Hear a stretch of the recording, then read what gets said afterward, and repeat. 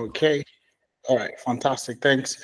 All right. So let's go ahead. So, like I said, we're going to be having fun today, and I'm going to be sharing some things with you today that typically you might have heard it before. You might have heard it before. I'm going to be doing it in a different way so that we can, it's easy for you to implement. Ease of implementation is why you're here today. Okay. So, before we start the session, okay, I want to know where you're joining from. Where are you joining today? Okay, where are you at the moment? So I'm currently based in Canada and I'm joining from Calgary in Canada. So I would like to know where you are joining in from today. So just click on the chat and I would like you to put it in the chat where you are joining the session today. So let's go. I want the session to be as interactive as possible. So I'm not just going to be talking. I want you guys to interact with me so that it's easy for you to understand. Okay. So we're going to be talking about jobs in the UK. All right. We're going to be looking at jobs in the UK. So it could be a remote job. It could be a sponsored job. We're looking at practical ways that you can actually stand out in this very competitive landscape. All right. So I can see people dropping their location. This is good. We have somebody from Zimbabwe. Okay. How are you? How are you doing today? Tino Tender. Okay, Tino Tender. I'm not sure. I'm just pronouncing it the way it comes. We have someone from Abuja, someone from Great Britain, that's UK. From Manchester, I used to live in Manchester. I love it. I think I'm going to come back to Manchester, definitely. So, Kingsley, I'll look out for you when I back. Okay, I have someone from Wales. I have someone from Nigeria, UK. We have a lot of guys from the UK. You get me? Oh, yeah? In it? My English people are in the house. Let's go. Birmingham, we have someone from Great Britain. Okay, UK, London, Kenya. Nancy, it's good to have you here. South Africa, okay. Great Britain, UK, Sierra Leone. Oh, fantastic. That's good. Good to meet you, Michael. I usually find it very exciting when I get to meet people from diverse, industries or diverse background or different places. Very, very. Yeah, my English people. Yeah, we are all here together. All right, guys.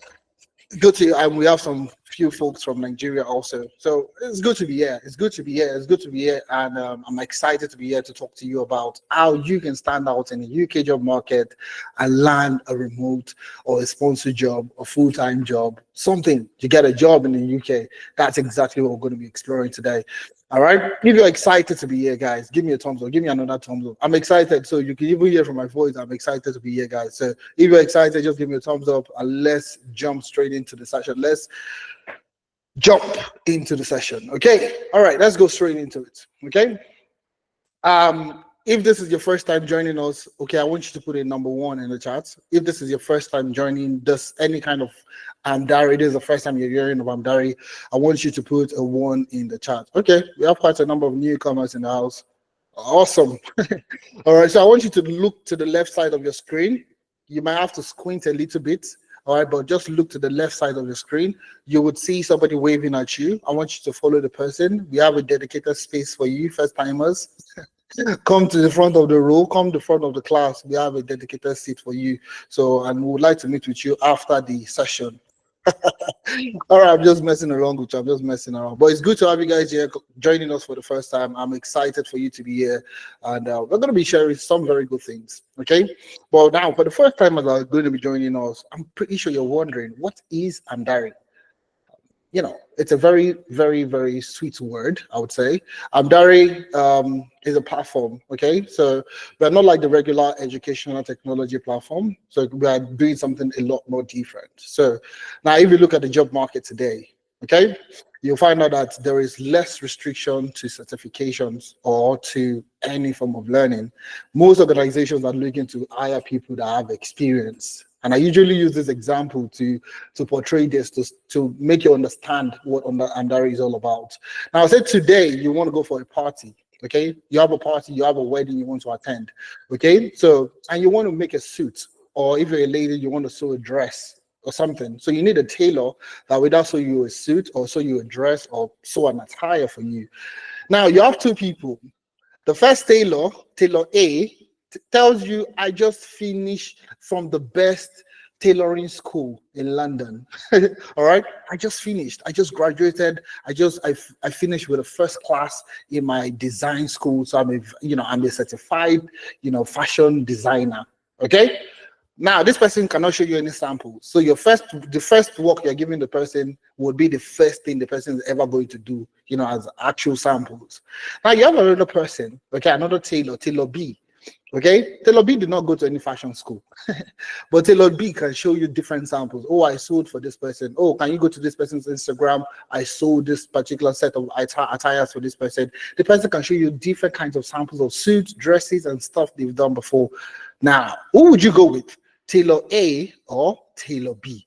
Would you go for Taylor A that just finished, for one of the best fashion schools? Okay, no samples, you don't know any credibility about their work, you don't know anything about their work. Who would you go with? Taylor A or Taylor B that has a lot of samples, can show you proof of their work? Who would you go with? Okay, now remember, you're going for an event, so you want to represent yourself in the event. Who would you go with? The person that has samples or the person that just finished from a training school? So you can see Taylor B, I can see my answers coming in already. Taylor B, Taylor, okay, I can see some answers coming in. So you can drop it in the chat. I would like to see what your perspective is. So you see, and that's the way employers also are thinking. Do I want to hire somebody that just finished a course on Udemy, okay, that has a certification from Coursera, that has a certification from this, or do I hire the second person that has experience? That's a puzzling question, you'd see. All right, so you see, most people would tilt towards a person that has experience. I mean, for any vocational work that you want to get started, you want to work on, or you want to get like a plumber to come work in your house, you want to get an electrician, you want to get somebody to come work for you, you will go with the person that has experience. Now, and this is exactly what we are doing here. We are that platform that guarantees you work experience in the industry. Don't you find that interesting? It's interesting. I mean, if I had this opportunity when I was looking at transitioning, I probably would have transitioned a lot faster. Okay, so we guarantee you work experience that you can use in actually getting a job. All right. You see why it's exciting for you to be here today. All right, and we are going to be exploring more. This is just a tip of the iceberg. We're just getting started. Okay, so that's Amdari. So we are that platform that guarantees you work experience you can use in actually getting a job, an actual job in the industry. Okay, so those people are asking you for UK experience, Canada experience, they're asking for Ireland experience. All these experiences, you can gain them where? In Amdari, and that's why we're here today. Fantastic. Let's go. So what are we going to be doing today? Okay, I'm going to be cutting to the chase, going straight to the point. We're talking about 4 critical things today. Number 1 is how to stand out in the UK job market and actually land a job. Okay, not almost or not likely get a job. You landing a job, a remote job or a sponsored job or a full-time job or a contract job, you landing a job for a start, okay, in the industry, in the career path that you want to get into. Number 2, the pathway to becoming a tech professional and securing a job. So you see that job is the main thing that we're talking about today. You getting a job is the main question, is the main thing that we're going to be talking about today. Number 3 is Amdari work experience internship. Now, this is the internship that you need in order for you to get a job, okay? And we have a special offer for you. So if you wait to the end of the session, you will get this special offer. So now I have my colleagues in the chat, okay? So they'll drop the attendance form. So what you need to do today is just fill the attendance form. Honestly, the only thing that you need to do, fill the attendance form. So the materials and all the things that I'm going to be sharing in today's session, you will get access to it. Okay, you get access to it, so you have nothing to worry about. Okay, so let's jump straight into it. Okay, so for the guys in the UK, we're going to be tailoring this session to suit you a lot better. The session today is tailored majorly to the guys in the UK. So let's jump. Now, who is the Femena April? All right. Who is Ifemena April? What gives me the yardstick for me to speak to you today? And I'm going to go straight to the point. I studied economics in university. Okay, I studied economics in university. I did not know I was going to be doing tech, to be honest with you. Even when I finished university, I didn't even know what career I wanted to do. But luckily for me, with the myriad of application I threw out, I was able to get a job as a management consultant in Lagos. So I did management consulting for about 4 years. While I was working as a management consultant, eventually, while I was talking to different professionals, and I stumbled upon tech. Okay, stumbled. Okay, and everybody was talking about tech back in the days. It was a few buzz, but it wasn't as buzzing as the way we have it today. So just few articles here and there about tech, careers in tech, blah blah blah. So I found data very interesting. Studied, did everything I could to learn data, and eventually I was able to get a job. Now, this eventually I'm talking about is it took me about 2 years. It took me over 2 years to get a job in the tech space. So moving from management consulting, moving from economics to management consulting, and to get into that first job, it took me 2 years to transition, 2 solid years of learning, trying, failures, and all that in order for me to get my first job as a data professional. And over time, I've worked as a data analyst, I've worked as a data scientist, data engineer, business systems analyst, I've worked as a power platform engineer, I've implemented different analytical solutions for different businesses in Ireland, UK, US, Canada, and so on and so forth. But you see, the key thing here is starting. Starting is the most difficult part of anything you want to do. You want to start a business today, you taking that initiative that I want to do it, start this thing today, is the difficult part. But once you start, you start to figure out things by yourself. All right. And it was when I got my first job, I saw that, well, why did it take me 2 years to get a job? Why did it take me 2 solid years for me to get a job? Why? I got a job on the job description. I can remember on the job description I applied to for that particular role. It had so many things. You must know Python. You must know R. You must have implemented. You must know Scala. You must know this. You must know that. And eventually I did the interview and I got a job. And in this job, guess what I was using every single day? Microsoft Excel and a bit of SQL. That was all I was using on a date. And I was asking myself, why did I limit myself? Why was I learning and learning for 2 years in order for me to get this job? I'm using only Excel and Power BI. But thankfully, because I'd learned so much, it was easy for me to scale my career from there. Okay. It was easy for me to scale my career from being a data analyst to becoming a data scientist to becoming a data engineer to working in Power Platform to Google and to so many things. I've done so many things in the last decade of my experience, working across different, industries and so on. But now the interesting thing here is we have people like this also on the call. Okay, you're currently contemplating what career path should I go into, or I'm finding it difficult. I've been learning the last year, I've been learning the last 6 months, 3 months, and I need to get a job. What do I need to do today in order for me to stand out in the job market? If you're this person, I want you to give me a thumbs up. Give me a thumbs up. Give me a thumbs up. If you're this person, give me a thumbs up. Let's see. I see Stella, I see Paul, I see Abraham. Okay, fantastic. We're all there. Okay, let's go. Like I said, I love a very interactive class. I love a very interactive session. So I want you to feel free, relax your body, relax. Relax. You can see the way I'm relaxing myself. I want you to relax because the moment you're relaxed, everything I'm going to be giving you today is just going to be entering immediately. Okay, so you don't want it to enter and leave. You want it to retain within yourself. Okay, all right. And even though it doesn't, you're not going to retain it. The recording is going to be available. All you need to do is fill the attendance form, and we'll send the recording to you. Just fill the attendance form. So all the things we're talking about today, you will still get the recording. Okay. So fill the attendance form. It's on the chat. All you need to do is do that. So now I want to ask you a quite quick question. Very quick question. And this, am I sharing my screen? I don't think I'm sharing my screen. And nobody could tell me I'm sharing my screen. So I've been talking without, oh my God. So I've not been sharing my screen. Interesting. Or did I just stop sharing my screen? Ozichi, are you there? Can you hear me? Okay, I think I just started sharing my screen. How come nobody told me that I wasn't sharing my screen? Okay, let me ask you this question now. Let me ask you this question. How many things do you need to do to land a job quickly? This is the question. All right. How many things do you need to do to land a job quickly? How many things do you need to do? Now, off the top of your head, how many things do you need to do to land a job quickly? How many things? How many things do you think? You put it in the chat. I want an actual number. I want an actual number. How many things do you need to have? Anything do you need to do to land a job quickly?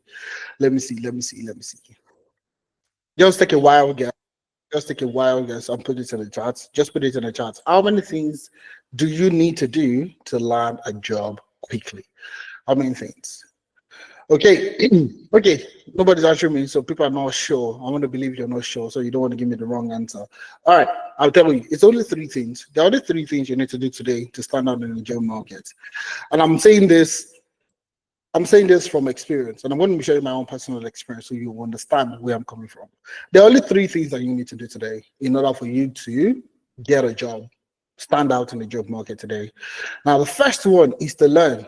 Okay, the first thing is to learn an in-demand skill, and I'm pretty sure you guys you have a career path like you have in mind that you want to go learn, or you're currently learning. Okay, or you have learned already. So number one is to learn. You need to learn. All right, not learn to become a master. Okay, like I was doing at the time. So when I was learning everything that had to do with data analytics, data science. I was learning things that did not even relate, things that I've not still used to today. I was learning it even when I started. So you see, learn the things that you need in order for you to get a job, to get the job itself, to put your leg to get you into the first role. Learn the things that you need. So when we're talking about learning, I'm not talking about selecting all the career paths or selecting some career path. I'm talking about in-demand tech skills that guarantees that you get a job. Those are the things that you're talking about. Okay, those are the things you are going to be learning. So in-demand tech skills, what are those? Okay, and I'll explain it briefly. In-demand tech skills basically are tech skills that you learning them, okay, the ease of transitioning is a lot quicker. Okay, and when they say in demand, it means that a lot of these organizations that exist today need these types of professionals. Okay, so if you go learn something that has to do with Web3 developer, for example, how many organizations are hiring Web3 developers? Maybe a few people, maybe just a few people are just hiring. Okay, so if you go learn Web2, it's likely going to take you another couple of months before you actually get your first job. All right, but learning in-demand skills like a data analyst. Okay, and I'm going to use data analytics for example. It's the same thing that applies to all the career paths that we have there. You learning data analytics is an in-demand skill because every organization, even trickling down to departmental level, every department needs an analyst. So if you're looking at an organization, take for example, any organization, a bank, okay? So you have the branch operations, they need an analyst that is analyzing branch operations. The sales department, they need an analyst, sales analyst. The customer service, you'd have the customer insight analyst. So you see, even to departmental level, they need analysts in order for them to work in this organization. The same thing with scientists, okay? Each department will need some form of scientist, okay, a data scientist that will do some form of predictive analytics in order for them to extrapolate, forecast, and so on and so forth. Same thing with business analysts, same thing with data engineers, SOC analysts, security operations center analysts. We have GRC, governance, risk, and compliance. Then we have ethical hacking and penetration testing. Now, these are core cybersecurity career paths that guarantees job at the end of the learning process. Okay, so you don't want to learn a skill that maybe in the next couple of months you might get a job. Okay, you don't know what the demand is. So these are high demand skills that you can learn today. You can learn and you can use that in getting a job. Now, number two is packaging. Okay, you need to stand out. You need to stand out. You can't be doing what every other person is doing and expect that you get it. It's impossible. Okay, you can't be doing what every other person is doing and expect that you get a different result. It doesn't work that way. So you need to learn to package yourself. Now, when I'm talking about packaging, okay, I'm not saying you should lie. I'm telling you, you've learned the skill. Now, what you're doing is packaging yourself, making yourself look more like the professional that you want to go into, the career path you want to go into. So packaging it's essential. When I'm saying essential, I'm talking about the number one, like it's number two here, but in order for you to get that job, you need to learn how to package yourself. Okay. So when we're talking about packaging, we're talking about employability. Okay.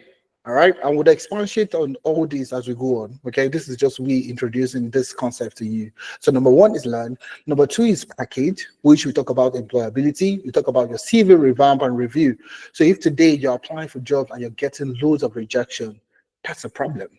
Number two, link optimization, almost in the same vein. You are not even getting any call on, nobody is reaching out to you on LinkedIn. People check out your profile, nothing comes out of it. You need to be able to optimize your LinkedIn profile. Number three is mentorship. Now, mentorship plays a critical role in your transitioning journey. Now, there's a popular word, follow Uno road. So the guys in Sierra Leone, Zimbabwe, I'll interpret it for you, okay? The word is, or the sentence is, follow who no rude. Okay, who can interpret it? Let me see the person that can interpret that for me in the chat. Okay, follow who no rude. The person in Zimbabwe and the person in Sierra Leone, the guy in Zambia also. Can you interpret it for me? Let me see if you understand Pidgin, a little bit of Nigerian Pidgin English. All right, follow Uno road basically is follow the person that knows the way. That's the way I can explain it to you. Follow those who know the way, essentially, yeah. Follow the person that knows the way. That's what mentorship does for you. So because it took me 2 years to get a job, it shouldn't take you 2 years to get a job. It shouldn't, all right? So my own 2 years is filled with so many failures and learning in order for me to get what I was looking for. 2 years. It shouldn't take you that long also to get your first job. So I've worked and I've mentored people that have gotten jobs in like 3 months, in like 2 months. Some people started learning and they were able to get a job that month. They started learning. So you see, those are the things that has changed over time. And that's what mentorship will do for you. Some people would doubt it to say that, is it possible? Yeah, these people will say all the things that they can say. No, I'm telling you, this is fact. And I can share actual human testimonials to actually back this up. Now, number 4 is interview preparation. Now, if you go for an interview, let's say luckily your CV was able to convert one interview, all right, to convert one job application to an interview, and you go for that interview, and during the interview, you find out that you never go past the first stage, or maybe the second stage. Okay, after the second stage, that's the maximum you ever get to, and nobody calls you back. There's also a problem somewhere. Okay, so we'll talk more about all these things, but just learning that packaging is an essential, essential key area that you need to focus on in order for you to get a job. Number 5 is job reference. All right, and number 6 is on the job support. All these things play a critical role when we're talking about packaging yourself in order for you to get a job. So you learning the skill alone and thinking that what you have learned is sufficient enough for you to get a job, you are greatly mistaken. Greatly mistaken. All right, packaging is also very important. Number 3 is apply. Now, this is where everybody usually will focus on. If I ask you today, what's the major question that you have in mind? The next question everybody would ask is, where can I apply for remote jobs? Where can I apply for sponsored jobs? Where can I apply for jobs? Where can I apply for jobs in the US? Where can I, that's the question everybody asks. But you see, everybody's applying. Nobody's learning, nobody's packaging, and they expect that they get a job. Well, you see a lot of people say, oh, I've been applying for jobs in the last 2 months, I've been getting a lot of rejection. Have you sat down to go back to understand what career paths are you going into? What skills have you learned? Okay, and how have you packaged yourself for you to stand out in today's job market? Now, when you combine these 3 things together, you are likely going to get a job. You are not likely, you are more than, I would say more than 100%. I am 100% certain that you will likely get a job. You learn an in-demand skills, you package yourself, you apply for jobs, you are more than likely it's more than likely that you get a job. Now, who wants to get a job? Let me know. Put a 1 in the chat. Who wants to get a job? If it's sponsored, if it is remote, if it is contract, you want a job in the tech space, put a 1 in the chat. Let me see the people. I'm only going to be talking to those people. And I'll take notice of your name. Okay, number 1 is Stella. Number 2 is S. I'm only going to respond to those people that are saying yes in the chat. Okay. All right. So yeah, that's good. Everybody wants a job. Okay. And this seems very simple. Everybody knows this. You learn the skill, you package yourself, you apply for a job, you get a job. It's as simple as ABC. It's as simple as LPA. It's as simple as LPA. Learn, package, and apply. Okay? So let's jump straight into it. Okay? Because at the end of the day, like I said, Ifemena, that's my name. Thank you for calling me. Ifemena, have you heard this before? We have heard this before.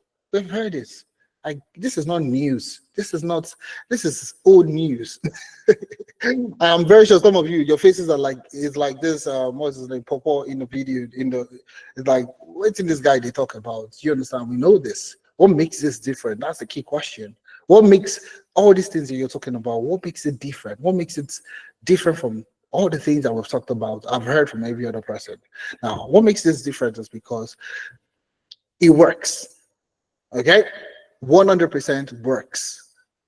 And I'm going to be using my own life experience to portray this. Now, this is where they play a slow, steady music so that you can sympathize with me.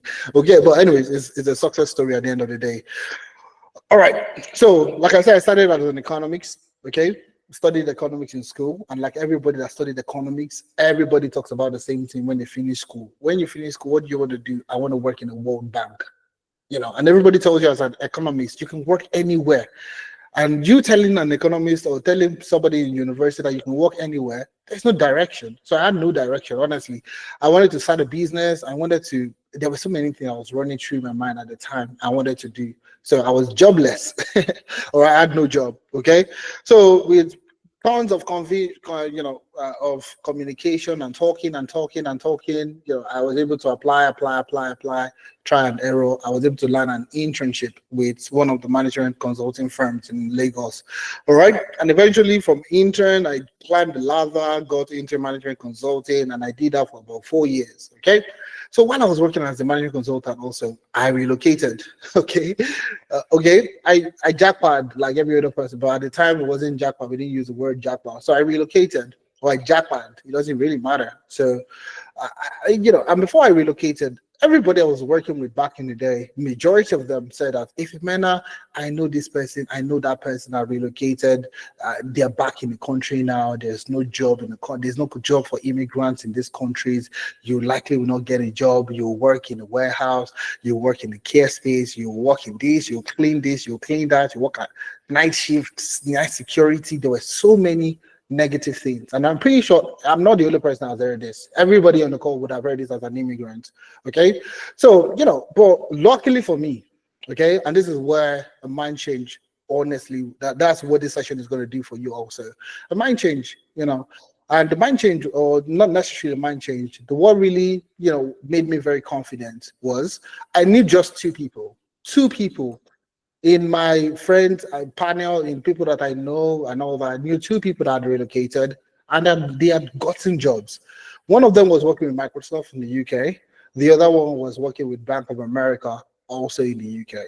But me, I was relocating to Ireland, and Ireland is not UK, so I knew the Ireland market was good enough. So I done a little bit of research about the job market, and I felt like it was good. I could go to Ireland, and all that. So while I was doing my masters, obviously you need to earn money in those countries in order for you to leave. So, it started to, those realities that my colleagues back in the days were sharing with me, that I was going to work in the warehouse, I was going to work in care, I was going to do this, I was going to do it. It started setting in. Because the only job I could get was a warehouse job. Okay? It was only a warehouse. So I was working in a warehouse. So coming from consulting, okay, where I was wearing suits and tie, I was looking clean, I was interacting with top executives in the bank, to other companies across Nigeria and even sub-Saharan Africa. So I left that to working in the warehouse, night shifts. And you see my muscles today. So you see all the muscles I have today. If you look at my screen, okay, it's not because of my person. It's not because I go to the gym. No, all right. I lifted boxes, and I won't lie to you. If you ever work in a warehouse as an African, they will likely give you the heaviest work to do. And it's just a perception, because I was speaking to one of the police supervisors back then, and the guy was telling me, was like, "You're African, you're strong." So, go and lift heavy machineries. And that was what I was doing, working shifts, going for math classes and all that. So I think, this was obviously not what I was looking for. But I made up my mind that, okay, I was going to do this. And guess what? A few months down the line, like I said, I did a lot of trial and error, and I was able to get a job working as a business intelligence developer. And guess what? With the same organization, I was working as a warehouse staff. And I've said this several times, okay? The same organization, the same person, the same qualification I had, the same thing, nothing changed. But 1 week, I was working as a warehouse staff, going for night shifts. The other week, I was wearing a shirt, cleaned up, no uniform, going to the office. I was sitting at, two-screen computer and all that. I had access control, I had inside information to, what the business was doing. And so it was exciting. But guess what? What worked? Okay. That's exactly what I'm trying to talk to you about. Learn, package, and apply. Learn, package, and apply. It seems very simple, but the way you do it really plays a critical part. Okay. So you're just learning from anywhere, it's not going to be sufficient enough. You package it, or you trying to figure out how to package yourself, it's also not going to work so much. Okay, you need expert guidance. Okay, and this is basically that's what I did. Learned, I kept learning, I packaged, and I applied. Now, learn also, I need to say this. What took me long to get my first job also was indecision. Okay, so today I was learning data analytics. I have another friend of mine that got a job as a software engineer. I dropped everything in data. I started learning PHP. I started learning front end. I started learning all the things I needed to, front end, HTML, Python, so on. I started doing all that again. So when I saw that the journey was looking longer than I expected, I dropped it because another friend of mine that said that I also got a job told me UI UX was good. So I left that. I went to UI UX. I was learning UI UX because I felt it was going to be faster for me to get a job. And you see, those periods I was jumping from one career path to the other did not give me that focus, okay, that I needed. Okay, so I'm pretty sure you guys have been in that situation whereby somebody that got a job as a SOC analyst or a GRC analyst, and you just feel like GRC is not technical now, it's theoretical. So I mean, if I spend the next month, I would likely get a job. So you drop everything that you've learned and you go and focus on those career paths, and you find out that it's not as interesting, it's not as engaging, you don't fancy it as much. So you drop again and you go back to, so that drop, come back you've done is wasting too much time, precious time that you could have devoted to one other career path, and you would have actually gotten the job now.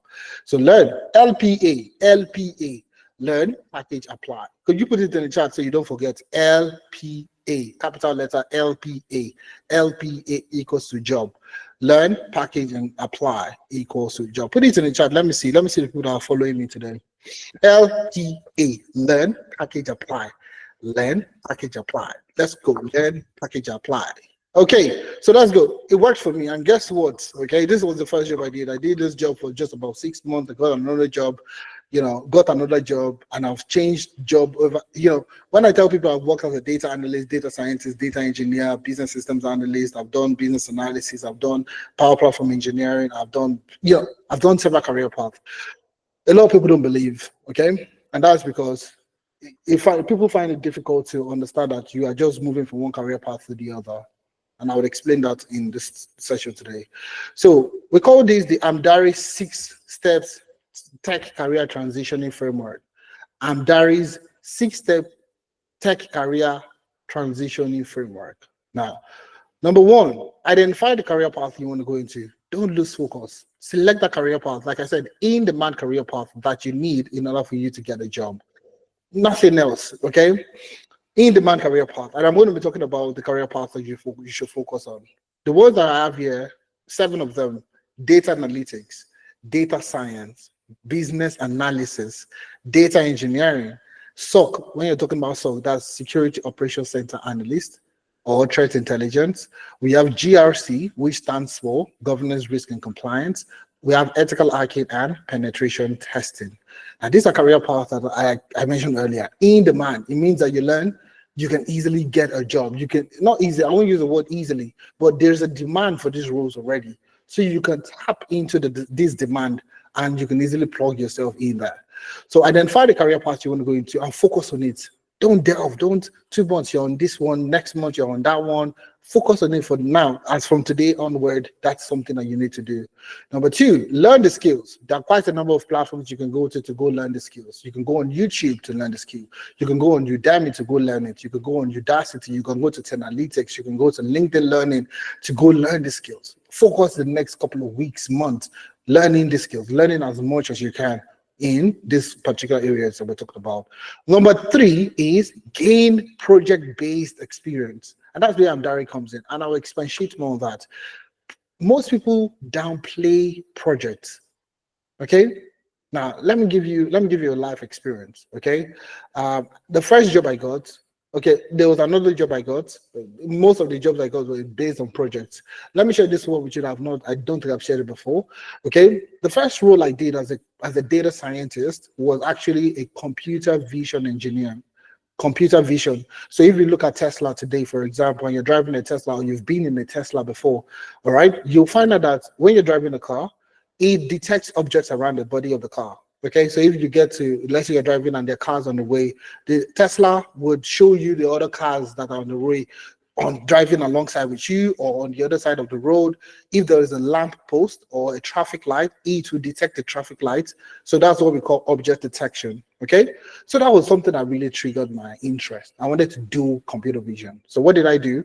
I started working on projects in computer vision. So I built several projects in computer vision, and I was always posting on LinkedIn. I posted on LinkedIn. Now, guess what? This was in 2020. Yeah, 2020. Okay, that's about 5 years ago.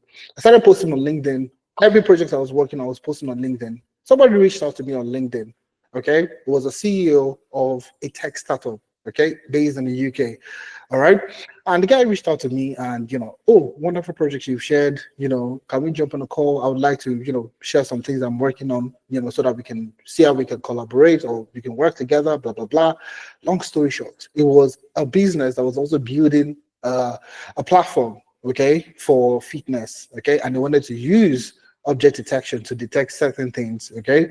I can't share that because it's live already. I think I can actually share it, but anyways, they were building a fitness app, okay, and they were using computer. They wanted to implement computer vision in some aspect of the project, okay, and that's where I came in, and I worked on the project for about 8 months, okay, about 8 months, yeah, 8 months, okay, and I was paid for that particular contract. And guess what? I mean, if I did not learn, I didn't work on projects, I likely would have not gotten this kind of opportunity. And that was what really got me into data science, computer vision, and so on and so forth. Now, moving on from there, okay, and that's just one aspect, okay, of project-based experience. There's so many things that I can share today. Majority of the roles that I've gotten into were based on project I had worked on. No project in the organization, personal projects that I had worked on. Number two, gain employability skills. Have a great CV. Optimize your LinkedIn profile. Learn how to interviews. I've interviewed a lot of Africans in Africa and Africans outside the country, okay, like immigrants. Okay, I've worked with quite a number of firms in the UK where we're recruited for a new role. Okay, it could be business analyst, it could be project manager, it could be any form of data related role. Okay, and you find out that when these people come in to introduce themselves, ask that simple question. Tell me about yourself. Tell me about yourself. It's the most common question, but yet people don't know how to answer that question. Tell me about yourself. How do you answer this question? Very simple, okay? A lot of people don't know this, but there is a way you need to answer the question. Don't just ramble for like 20 minutes, okay? Don't just say, oh, my name is Ifemina April. I'm a data analyst, or I'm a data scientist, or I'm a business analyst, and I've been doing this for the last 5 years. I have the skills. I have no. Okay, so most people just freestyle that answer. But you see this question, tell me about yourself. Tell me about yourself. Could come out they can ask this question about yourself. Okay, they can ask this question in different ways. They could say, oh, can you introduce yourself? Oh, can we meet you? Nobody's likely going to ask you. They can ask you, tell me about yourself, but it can come in different ways. Now, how do you answer this question, which is the most asked question in any interview process? This is usually the first question they would ask you. Now, how do you answer this question? It's an acronym: SEAT. Okay, this is what you use to answer this question. Now, what do you use? You talk about your skills first of all. Now, these skills is not just the skills. So, for example, if you know how to dance, you know how to play basketball, those are skills that you have. But now, these skills that we're talking about is the skills that is related to the job role that you applied to.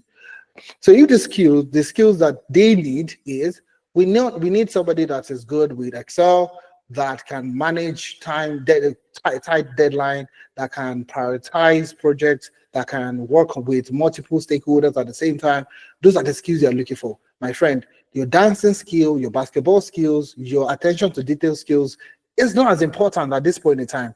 The skills that they want is what you need to tell them that you have when you're talking about yourself. The next thing is your experience.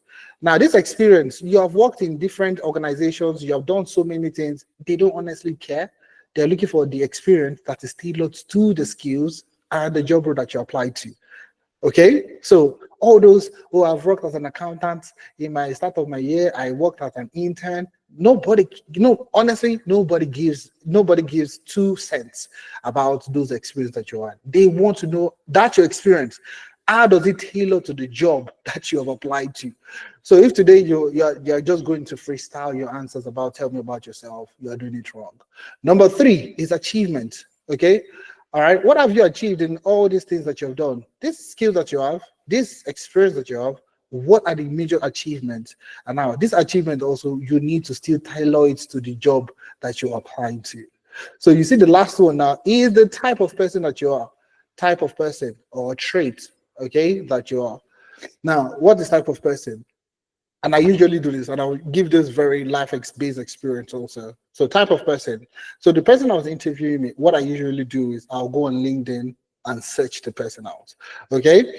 So there was this particular guy I interviewed for this particular role, and the person that was interviewing me for that particular, for that particular interview was running the marathon. Okay, wanted to go into was prepping for marathon, and I could see it on one of his profile. I can't really remember, but I'd seen that it was prepping for the marathon. So while I was talking about the type of person that I am, and I was like, oh, okay. Another thing is, oh, I love to run. I run a marathon. I'm working on running a marathon this year. Okay, so I'm currently prepping and jogging almost like 5K every 2-3 days, and so on and so forth. And I could see the connection we made immediately. Okay, there was a connection. Like, oh, the guy was like, "Oh, are you planning on running? Which marathon are you running?" I had done my research before that, so I told him about the marathon, how many kilometers, blah blah blah, where it's going to pass through, so I could talk confident about the marathon. And honestly, at that point in time, we bonded. It felt like a bonding session, and definitely, I was not preparing for any marathon, but you see, that's how you build a connection. Okay, type of person that you are.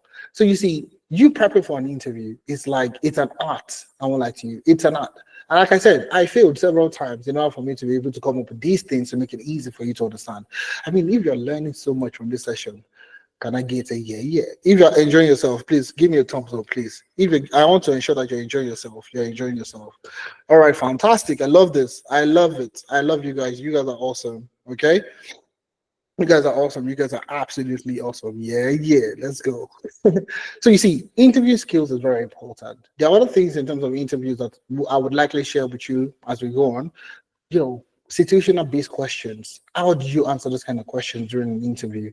All right. How do you, if it's a remote interview, if it's a virtual interview, how do you, attend? How do you present yourself? How do you talk about your experiences? All these things matter significantly. All right. So moving on to the next one, which is on the job support, which is the last one that you have there. On the job support plays a critical role, especially if you are a new entrant. Okay, you've never done SOC analyst before. All right, and you eventually got a job and you're given a task or a project. These are the things that you need assistance on when you eventually get a job. Now, the next thing we're looking at is networking. Networking is the mastermind in getting either projects or what we call job. Okay, if you're looking for a job, you're looking for a contract, you're looking for a project. So now currently what I do now is I don't work for an organization. I don't work like an employee anymore. I got into what we call tech consulting. So I do more consulting where I work for businesses in the US, in the UK, and also based in Canada. All right, so where do I meet up with all these founders, startups that need to implement data analytics solutions for their businesses? Through networking events.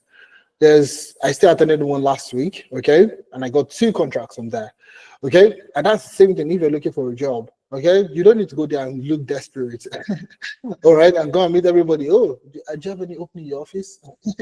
No, okay, you want to portray yourself, and that's also something that you'll learn going through this. All right, go there as a professional. Oh, I'm currently a data analyst. I'm a data scientist. I've worked for this particular side of organizations. I've implemented these solutions. These are the things I've done before. All right. What do you guys do in your organization? This is what I do. Oh, are you serious? Have you guys implemented this particular solution before? Have you guys tried this before? Do you think this is going to work for your organization? I mean, we can actually talk. Yeah, can I get your contact? Can I talk to you and send something to you that might be able to work? And that's how you get new contacts, new contracts, new jobs, and so on. And this works like the easiest way to get into any startup is through networking. Honestly speaking, startup or even a job, the job I was working as a warehouse staff when I was in Ireland, I got that job through networking. Okay, I got a job through networking. So there was a session of HR professionals that the school does, okay, and they had different HR professionals from nearby businesses in the compound. I just went around and I was asking, talking to people, and that's how I got a warehouse job. Okay, now I'll talk more of you that are in the tech space. Networking is an essential thing that you need to do. So I know we have shy people. I'm also a shy person. I'm very shy. I don't, if you see me in public, you probably think that this guy that is very active on the call, he's a person that is shy like this. Okay, I'm joking. I don't know. I think I'm a mixture of both. Anyways, networking is imperative if you're looking to getting started. The next thing is mentorship. What did I say earlier? Follow who know road. As simple as that. Follow the person that knows the way. Okay, so if somebody has done it before and you look for ways that you can ask this person questions and see how you can actually get it done faster. Those are the critical things that you need to talk about. Okay, so identify the career paths you want to go into, learn the skills, build projects, gain employability skills, network, and mentor. Seek mentors, look for mentors. Okay, I didn't say mentors. All right, not go and buy Mentos in Superstore or any of your drug mart in Tesco and say if a mentor said I should go and buy Mentos, I should go and look for Mentos. No, mentorship. Okay. Now, learn. Let's talk about learn. In-demand skills. I'm not going to spend too much time on this because this is a publicly available document, The Future of Jobs 2025. Now, let me give you a little bit of throwback. When I was looking at transitioning into the tech space, this was the article I read also. I read this article as far back as the time when I was looking at, transitioning.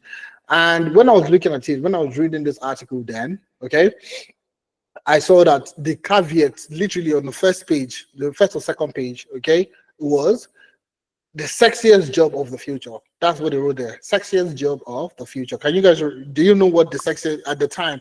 I'm pretty sure you guys might know this, but what was that job title for the sexiest job of the future? Can you guys remember?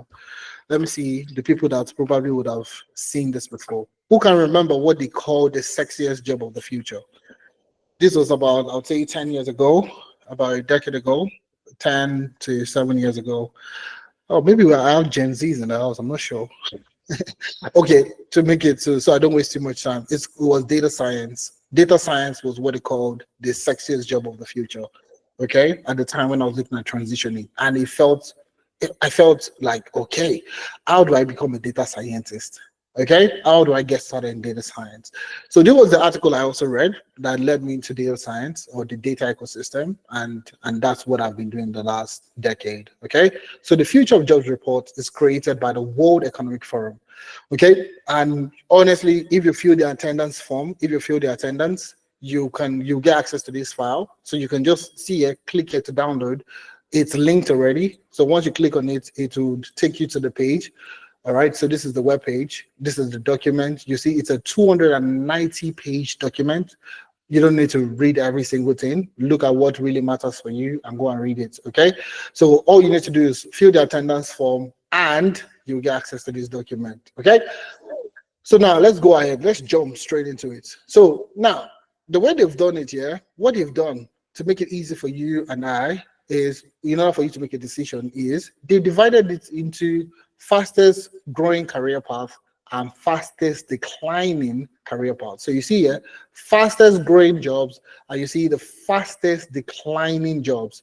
Okay, so over here you can see postal service and clerks, you can see bank tellers and related clerks, data entry clerks, cashier and ticket clerks, administrative assistants. So all those your virtual assistant, administrative assistant, executive secretaries, these are jobs that are going to be extinct in the next couple of years. Printer and related trade works, and so many. There's so many. Okay, telemarketers, legal secretaries, of legal officers, so on and so forth. Now, but that's not our concern today. Our concern is in demand tech skills. Correct? So you see the top ones here, big data specialist is the first one that you see there. The next is AI and machine learning specialist, data science, data warehousing specialist, data engineering, data analyst and scientist. Simple, clear terms. So these are roles that are still top, fastest growing jobs. Okay, so if you're of that opinion or that mindset that I know 5 people, I know 10 people that are learning data analytics, it's too crowded. It's too crowded. I mean, everybody's learning it, and the people I even know they've not gotten jobs. There are no jobs in that career. Come on, you're honestly just joking. All right, you're messing up a big opportunity for yourself. But that's not all though. Okay, so you also have cybersecurity professionals, and we have security management specialists, and we have information security analysts. So now cybersecurity has been in demand in the last couple of years. Okay, it has been in high demand. Why has it been in high demand? It's very simple. Everything that we do now is on the internet. Every single thing, that literally every single thing. And I'm based in Canada, and when I came there initially, all right, they were telling me about an event that happened sometimes last year. Okay, sometime no, not last year. I said last year. I think about 2-3 years before I came to Canada.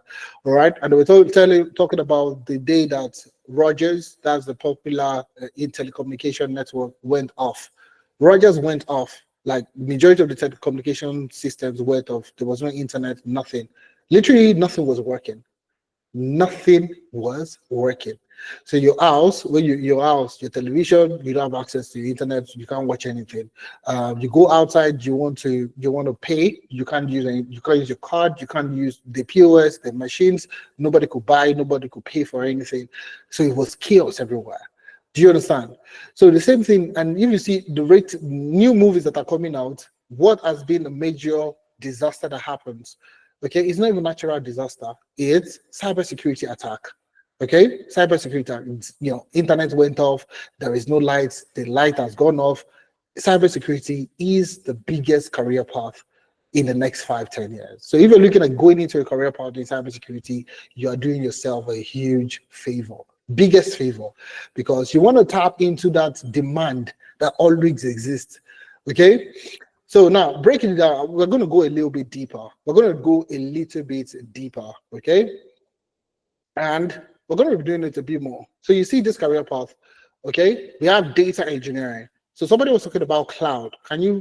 What about cloud computing? Now this is where data engineering comes in. So you see big data specialist, you see data warehousing specialist, data engineers, and we have database and network professionals. These are core data engineering roles. Okay, the next set of professionals, we have data analysts and scientists, which falls into AI and machine learning. We have data. We have what else is there? Data analysts and scientists. We have so on and so forth. For cybersecurity, we have the same thing: security management specialists. We have information security specialists, and we have networking professionals. Now we have organization and development specialists, which falls into the domain of HR analytics. Okay, we also have business analysts. Okay, digital transformation specialists, we have process automation specialists. These are core roles that relates to that of a business analyst. So if you're going into business analysis, or people that are going into business, everybody is a business analyst, is a this, is a that, my guys, there is a demand for those kind of professionals. Tap into those career paths and get your job. Okay, if that's what you want anyways. We also have more roles: business intelligence analysts, we have sales analysts, we have supply chain and logistics specialists, we have management and organization analysts. These are all core analytical roles. We still have another data engineering role, which is called database architects. And we have training and development specialists, which falls into the domain of HR analytics. So you see, these are roles that are going to grow, okay? Like I mentioned earlier, this is a lot deeper than what we saw earlier. So now what they've done is to actual job roles that are going to be in demand. So you see job growth and decline 2025 to 2030. So this is a 5-year progression. Okay, so you see these are career paths that are going to grow, and these are career paths that are going to decline. Okay, so you can come here to see compliance officers going to decline. Let's see. let's see, sales and purchasing agent brokers, we have vocational teachers, we have food and beverage workers, manufacturing and early childhood teachers, financial analysts. You see, all these career paths are likely going to decline. So the key question here is, how do you position yourself? Okay, these are career paths that are going to be in demand. These are the ones that are in demand that you need to learn today to get a job. Okay, so let's move on. Let's go on. Let's go on. Let's go on. Let's go on. Let's go on. Now, the next thing is packaging. So you know the skill that are going to be in demand or the skill that are in demand. The next thing is packaging. And when we talk about packaging, we're talking about employability skills. Employability skills. All right. Now, when you're talking about employability skills, there's this formula. I like to work with formulas because I'm a data scientist. Everything that we do is formula. Okay. So it is TEX plus E equals to a job offer. So LPA, learn, package, and what? Learn, package, and apply equals to job offer. Now, we have another formula here for you. TEX plus E equals to the job offer. Now, what does this mean? Technical skills and experience. Okay? Technical skills and experience. Okay? So now what do I mean by experience? Experience basically means project-based experience.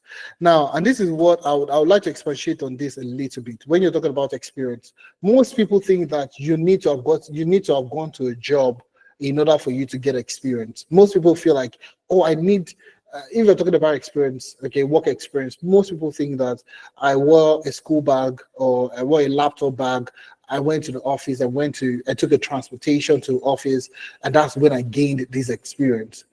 Most people believe that if you're in your house and you're working on your personal project, it doesn't equate to experience. But that's where the mistake is taken. All right. And that's exactly what I said earlier that I used in getting into data science, into business intelligence, was my own personal project. Okay. So technical skills plus experience in the job market we are now, experience plays a critical role with employability skills equals to the job offer. So, and this is where Amdari comes in. Okay. This is where Amdari comes in. I'm going to expatiate further. I'm going to even expatiate further for you to understand a little bit more so that you can implement the key aspects of what we need to talk about. So this is you, okay? And we're going to be looking at in terms of employability skills. Number one is CV review and revamp. So you see a lot of people saying that, oh, I've never done this before. I used to work as a mechanic. Oh, I used to work as a teacher. Oh, I used to do this. I used to do that before. How do I tailor that my past experience into the career path I want to go into? We're going to do that thing for you. We're going to do all that for you. That's what Amdari is here for. We'll literally hold your hands and guide you through your CV review, work with you in order for you to revamp your past experience into the experience that you want to go into. The next thing is LinkedIn optimization. LinkedIn optimization works like search engine optimization. So if you go on Google today and you go search for something on Google, okay, Google will give you the most important results back to you, correct? That's how Google works, okay? LinkedIn is the same thing, all right?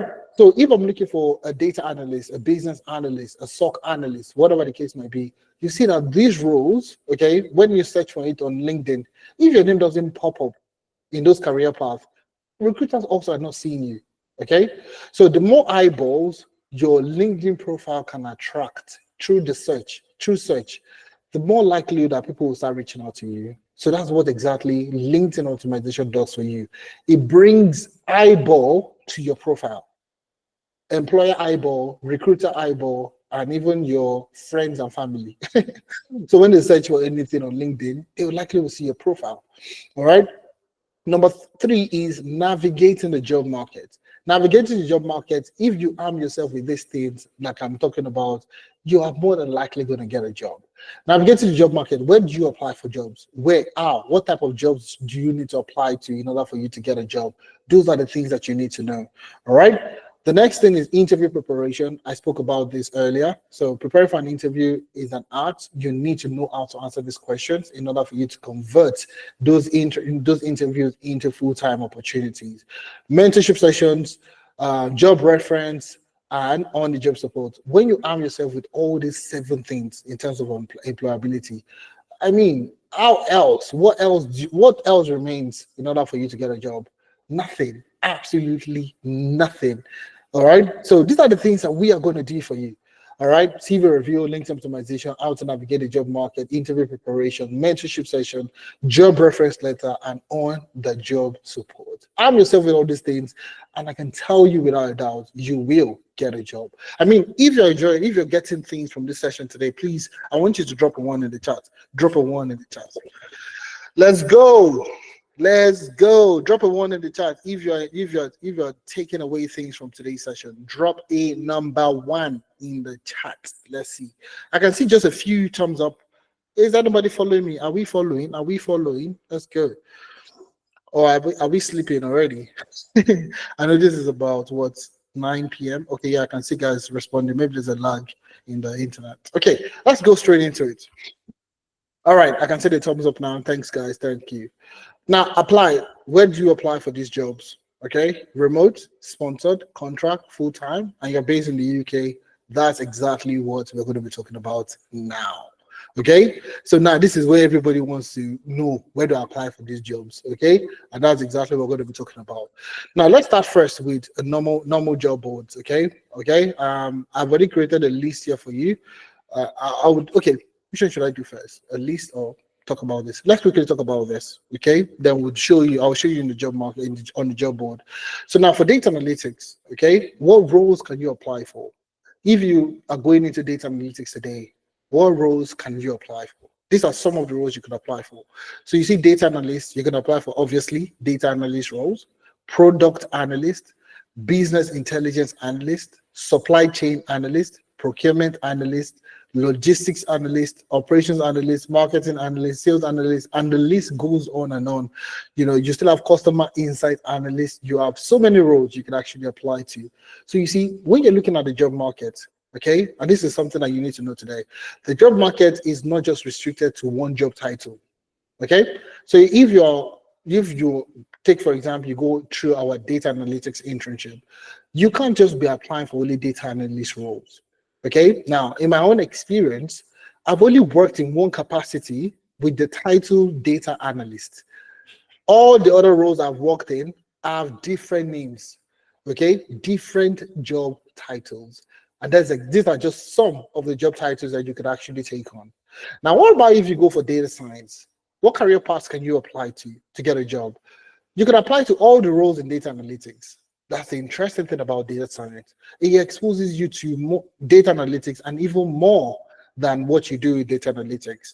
So you can apply for all the roles in data analytics. So all those roles, marketing analyst, sales analyst, operations analyst, logistics, supply chain, you can apply for those roles. You can apply to data scientist roles, forecasting analyst, big data analyst, demand planning, machine learning engineer, quantitative analyst, market research analyst, computer vision engineer, NLP developer, that's natural language processing developer, and more roles. So when you're looking at each career path, don't look at it as data scientist and go and search for only data scientists and think that that's where your limitation starts to come in. What about data engineer? What other roles can you apply to? Obviously, you can apply to data engineering roles, AWS cloud engineer, analytics engineer, ETL engineer, big data engineer, BI engineer, or what we call BI developers, data platform engineer, Azure cloud engineer, GCP cloud engineer, data migration specialist roles, and so on and so forth. So you see, you are not limiting yourself to just one career path. And this is what we call in demand. Okay, something that you can learn and you can use to get a job quickly. All right, because there is a demand for these roles in the job market. Now let's go on. Business analyst. What roles can you apply to? Business analyst, business data analyst, process analyst, functional analyst, business systems analyst, operations analyst, requirement analyst, systems analyst, business improvement process analyst, change management analyst. The list goes on and on. So when you see your friends getting jobs as business analysts, or you know somebody has gotten a job as a business analyst, there are so many other roles you can actually take on within business analysis. Same thing with SOC analyst or threat intelligence. Okay, what rules can you apply to? SOC analyst, security engineer, SIM engineer, digital forensic analyst, cybersecurity analyst, log management specialist, security compliance analyst, SOAR specialist, that is security orchestration automation specialist. We have a threat intelligence analyst, and we have incident response analyst. These are roles within cybersecurity, SOC analyst, that you could actually apply to. The same thing with ethical hacking and penetration testing. What roles can you apply to? You can apply to roles of an ethical hacker, white hat hacker, security consultant, exploit developer, penetration tester, vulnerability researcher, security analyst, red team operator, cybersecurity analyst, and application security engineer. Governance, risk, and compliance. What roles can you apply to? Okay, and so on and so forth. So you see, now let's just go straight into the job board and look at some roles that you should be applying to. Now, the typical ones we have in the UK. Okay, let's just take a look at total jobs.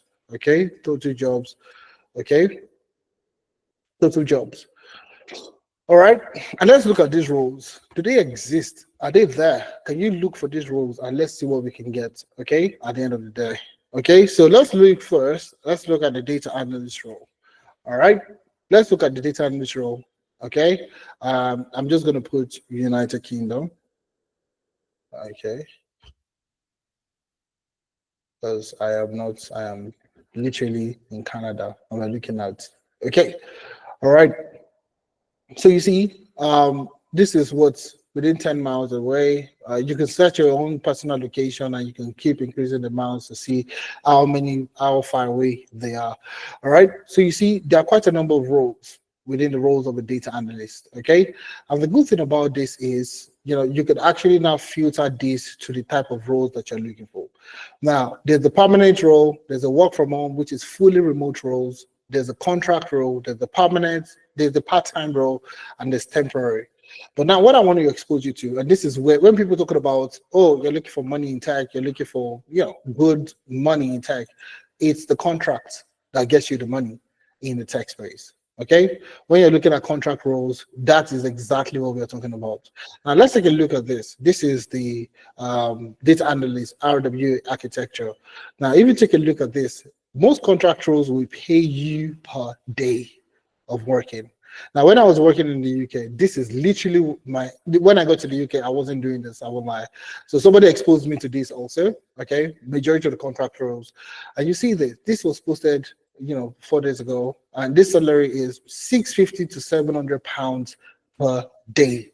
Now, people that are working in care, people that are working in, warehouse, it's likely what they would, in the range, what they would make in a week, okay, is what you're making in one day, one single day. Now, imagine this for a day, for a week, for a month. Now, for 6 months, majority of this career, majority of these are usually for what I call a fixed term contract for 6 months, 8 months, a year, or thereabouts. Okay.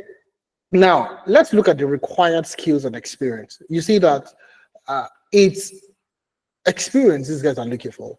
You see, entrepreneurial mindset, blah, blah, blah, ability to work independently. Now, I would explain what they mean by working independently in a few minutes. You see this again, experience with large data sets, relational database, and SQL. What's the thing that's put there? Experience is what they're looking for. All right. So you see, experience will show in so many places in any job role that you're applying for. You see this demonstrated experience designing. Again, experience is there. Do you understand what I'm saying? Organized, detail-oriented, and capacity to manage multiple work streams. Minimum of 5 years of relevant experience. Now, this will throw a lot of people off.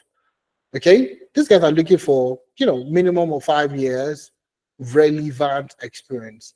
So let's say you started learning data analytics today, or maybe you started last month or 2 in data analytics.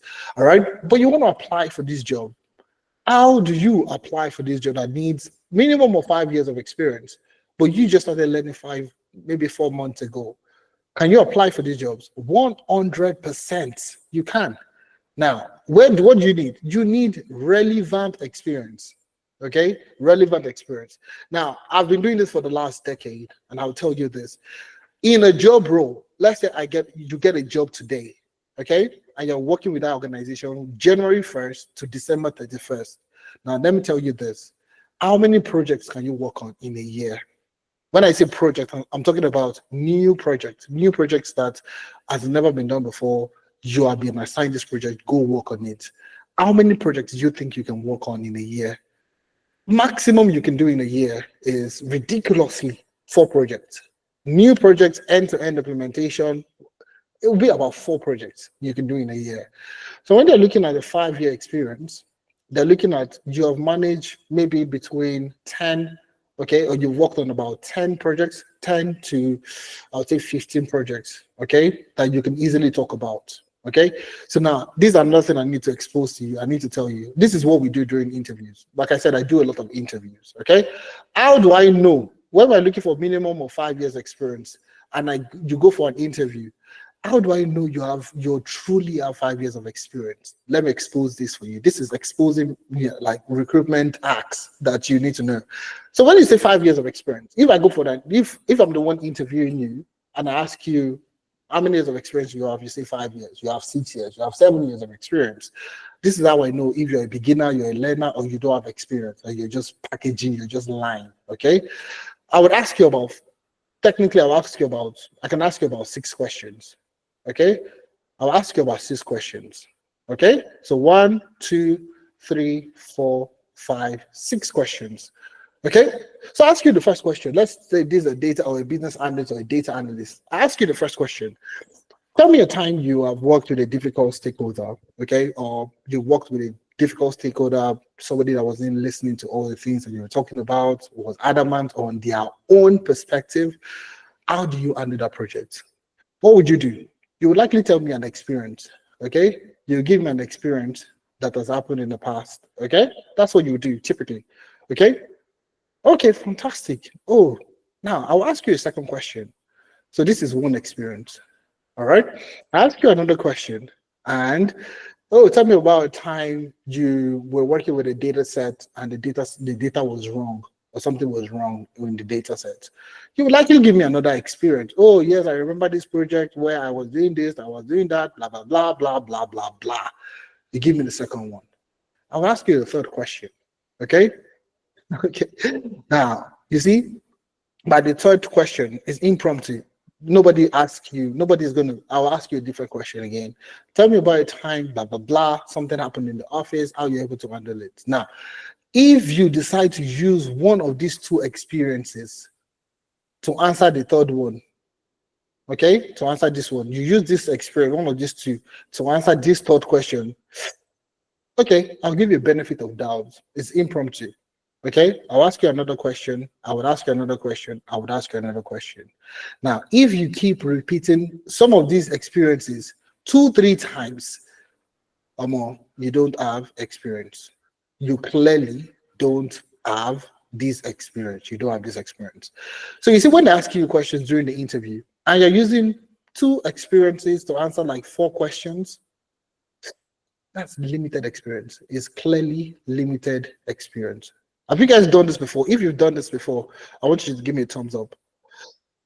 I want to give me a thumbs if you've used like one experience to answer like 4 questions.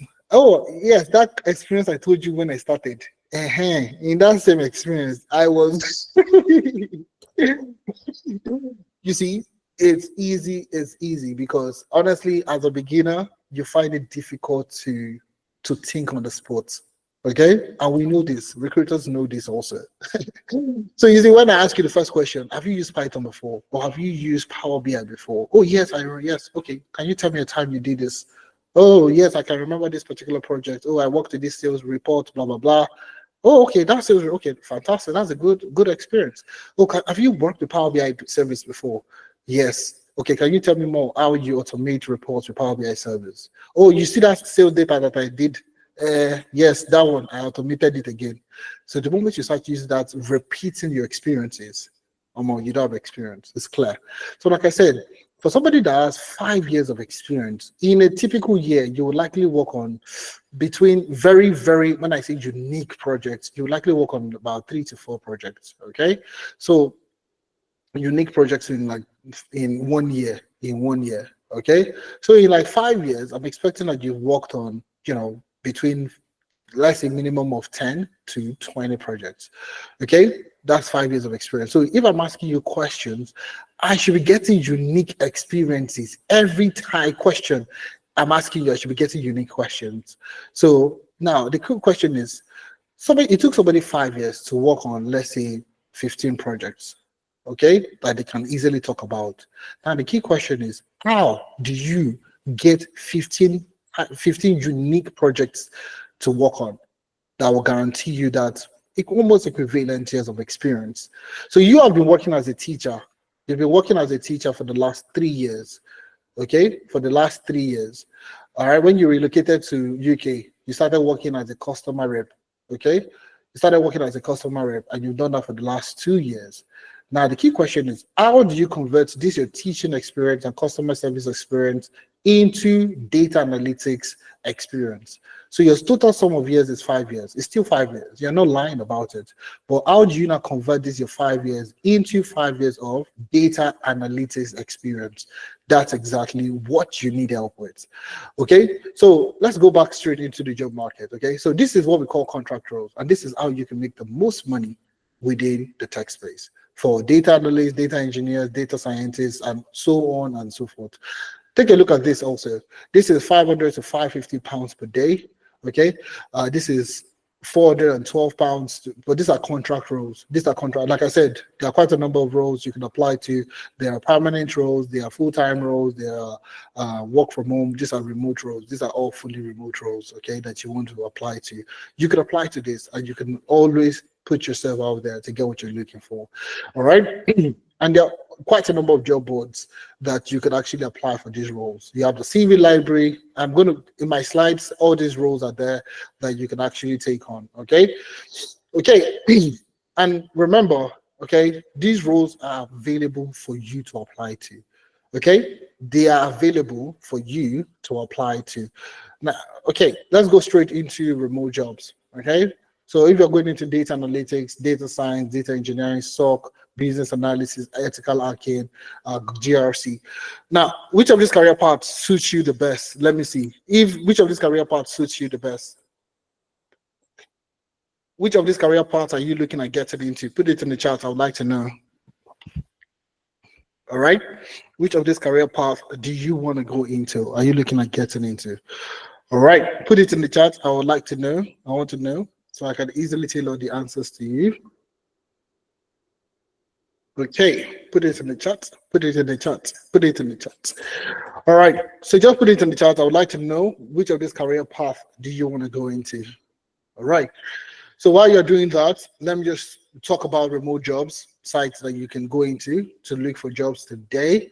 So I'm going to go on LinkedIn first. LinkedIn is usually the place I go to majority of the time. Okay, I want you to look for remote opportunities. Once you're looking for remote opportunities, I usually would recommend the United States.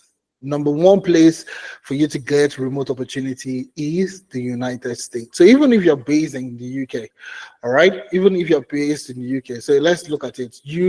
Pounds to dollars, pounds, okay, to USD. All right, let's take a look at this. Okay, so 1 pound equals to 1.2. So I mean, if you get a job of about, let's say, $90,000, okay, that's a good almost 70,000 pounds. Now, let me show you what I was doing or what I did to work with businesses in the US. Okay, I was working for companies in the UK while I was in the UK. Okay, the time usually for the guys in the UK is between 8 o'clock, 8:39, depending on your work hours, till 5 p.m. Correct? So majority the companies I worked with in the US, the time zone usually I started working like around 3, 4, depending. All right, 3, 4 in the afternoon, and I take that till like late in the night. Okay, so you could actually easily still do 2 jobs today, working for one company in the UK and also working for another company in the US.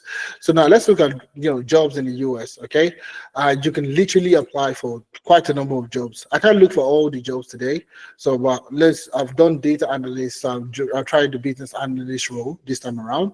So you see senior business insight analyst. These are all full-time roles, anyways. You can see there are about 5,247 of them. So what you want to do now is when you're looking for remote roles, All you need to do is toggle this remote and click on remote. Now you have 924 roles that you can apply for within the US.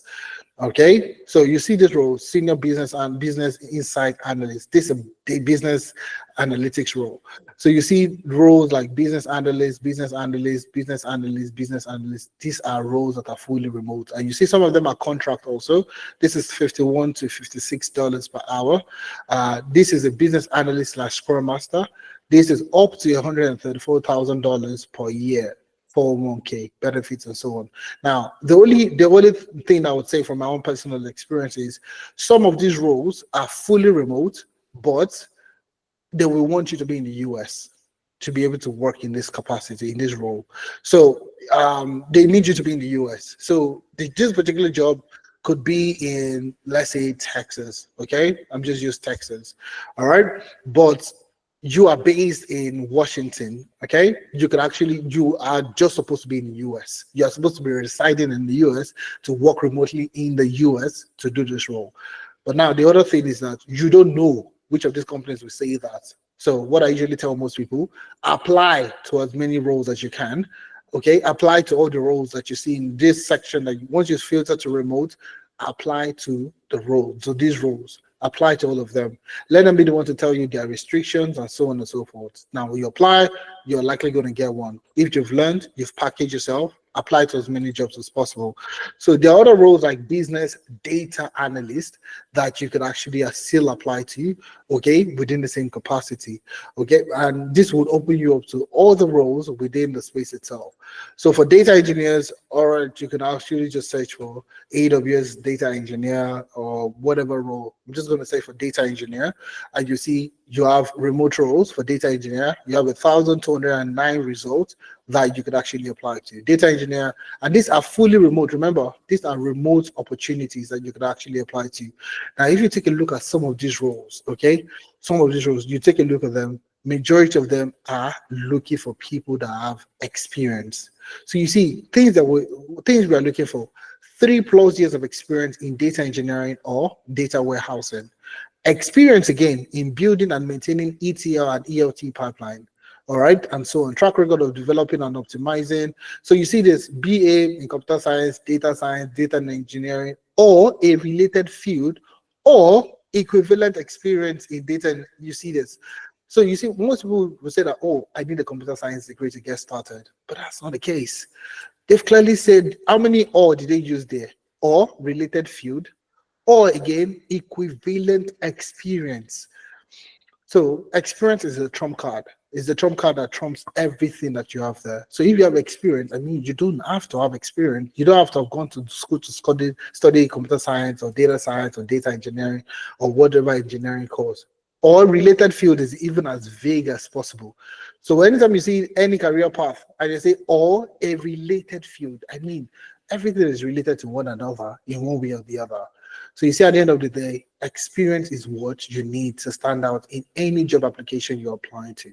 Every job role that you're applying today, experience is exactly what they are looking for. So you see, this is how I use LinkedIn for remote jobs. So once I finish from there, what do? I go back to the UK. All right, I go back to the UK to look for data engineering remote roles in the UK. All right, and I can usually change this to other career path: AWS cloud engineer, GCP cloud engineer, and so on and so forth, Azure cloud engineer, and so on and so forth. Let's take a look at this. 5+ years of experience in business intelligence, strong experience again in this, proficiency in SQL, Python, and R. So these are the things they are looking for: experience.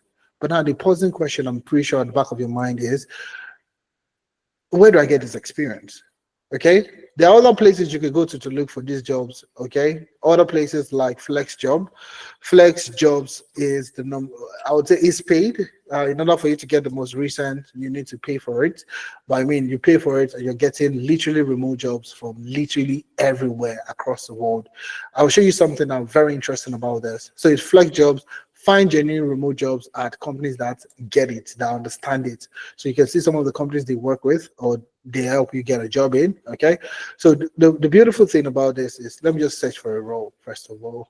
Find your next remote job. I don't have, it's not a paid access. Okay, so I might not get the best results. Okay, so let me just show you real quick.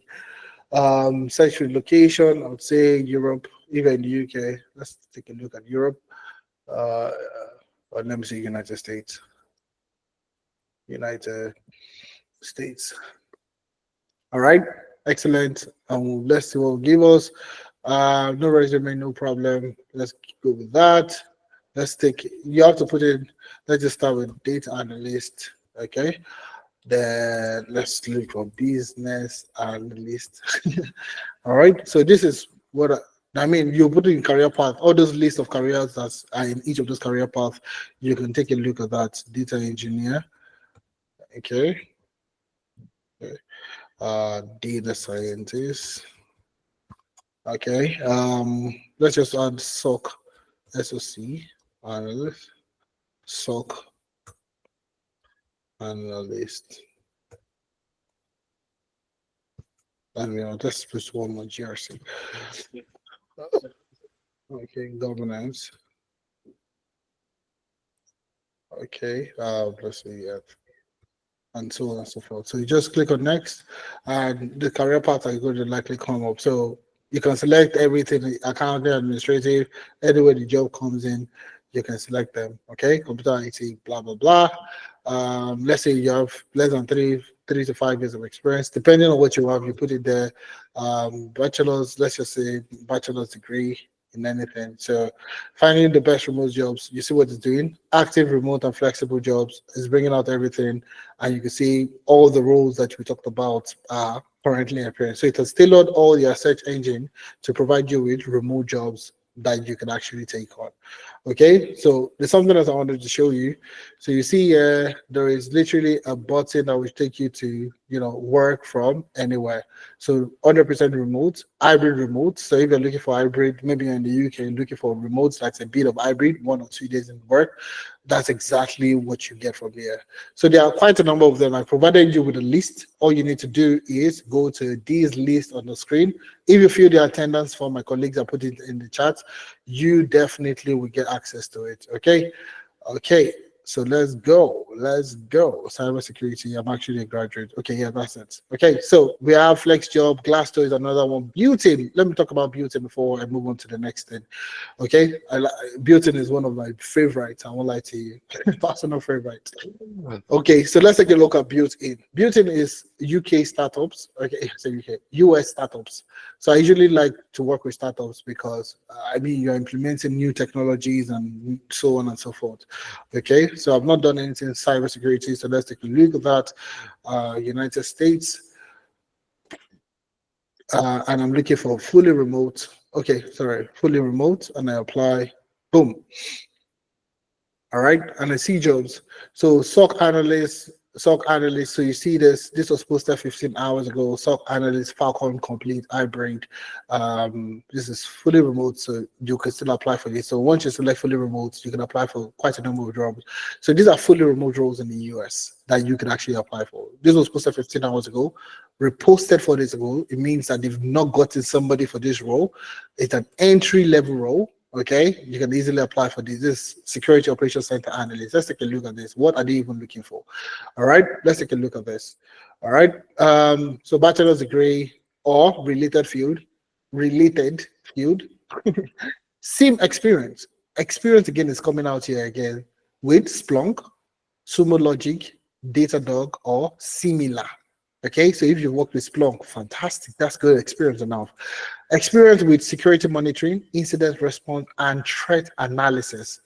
Experience again with cloud native. So you see experience. So if today you are focusing on certification, oh, I'm writing Cisco, oh, I'm writing this, I'm writing that, it's not going to guarantee you a job because you don't see all this in any of these job roles that you're applying to. Now, this was a job that was posted. I was reposted 4 days ago. So they've not gotten somebody still. And that's just simply, and this is fully remote. You get me? Now, this is a principal SOC analyst, okay? This is a senior level, this is entry level. The levels are there. Some of them, even the salaries are posted there. This principal called SOC analyst is $155 to $186,000. This SOC analyst with CloudStrike, which is also a security company, this is 80 to 130,000, depending on your years of experience. Let's take a look at that one also. All right, let's see what they're looking for. All right, what you need, what you need, okay, additional to all candidates. So let's take a look at this. What you need, successful candidates would have experience in one or more of the following areas. This is something that sticks out in every job application. Now, the puzzling question is, where do you get this experience? I've learned cybersecurity, I've learned SOC, I've learned this, I've purchased all the courses on Udemy, I've done everything on Udemy, but these guys are still looking for experience. I don't have a job. I need a job to get this experience, but these guys are telling me I need experience to get a job. Yeah, and that thing is bothering you because it's a loop of things. So popular remote job boards, you can apply, but like I said earlier, LPA, learn, package, apply. You can't jump one and go to the next one and think that you're going to get it. It's like not going to work. Okay, so sponsorship jobs, I'm going to focus on the UK also. If you're looking for sponsored jobs, I'll tell you exactly what I did. Everybody's looking for sponsored jobs, so most times they go to UK visa jobs to look for sponsorship jobs. So if you come here now, for example, if you click on the link, and this is why I'm telling you to fill the form so that you get access to all these documents, and you can literally click on these links and you can look for it yourself. So UK visa jobs, you are one step closer to achieving your dream. Apply for student, graduate, and experienced hire with visa. So they only post visa sponsorship jobs here. So all you need to do is come here. It's subscription based also, and you would have access to jobs that are sponsored. You have access to jobs that are sponsored. You can click here to search for jobs. You see you have to create an account. You have to put in your card details. It's not expensive, so it's not going to break your bank or anything. So that's what most people would require. Also, NHS is one of the good places for you to go to look for visa sponsored jobs. NHS is a very good one. But I will show you something that is also slightly unconventional today that I did. Now, let me show you what I did. So you can go to UK visa sponsored jobs, you can go to NHS, you can go to company jobs and so on. But now, there's something I have here, list of licensed sponsors in the UK. And I will explain the reason why I have this here. I will explain this in a few minutes. I'm almost done wrapping up today's session, so I have just about 15 minutes left, okay? So just bear with me, in the next 15, 20 minutes, I'll be done with the session. Okay, this is, okay, less than 30 minutes actually. All right, I'll be done with the session. But you need this, so you need to listen now, okay? Register of licensed sponsors in the UK, workers in the UK. So this provides you with a list of organizations that can sponsor. So you see here, this is the register. It's a CSV file, just about 10 megabytes. So it's not, I mean, it's not a large document. So you see, this is the document here. I've downloaded it. So the link is all in that document that I have there in my slide. So all you need to do is fill the registration form that my colleagues have posted out, okay, and you get access to this, okay. So now once you, oh, I closed it by mistake. Okay, it's open. So now this is what you get. You get this, okay, you get this. Now I'm just going to increase this a bit so you can see it. I'm going to increase this a bit. Yeah, all in one line so you can see everything to an extent. Okay, I think this is good enough. Okay, so now these are organizations that can sponsor in the UK. These are companies that can sponsor. Let me add a filter so you see it for yourself. So I started from scratch so you can actually do the same thing. All right, so I'm just going to add, filters to the top headers. Okay. All right, so type and rating. We're looking for skilled work visa, correct? So not charity worker, not creative worker. So you see all this. So I'm looking for what? I'm looking for skilled worker visa. Okay, so I'll search for skilled. Okay, there are other visa types, but I'll just search for skilled visa just for the sake of this. So now, companies that can sponsor on skilled worker visa. How many are there that can sponsor on skilled worker visa, which is what you're looking for?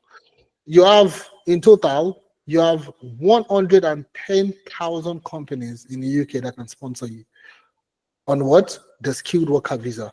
See it here. So if you do a count of all this company, I've highlighted it from the start to the beginning, from the top to the end. I highlighted it and I did a count.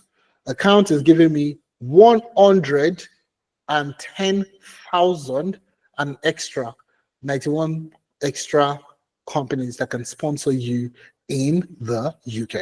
So now what you want to do again is go further to your town, your city that can, to your town and city. Some city might not be as good as other cities. So I'm going to be looking at Manchester.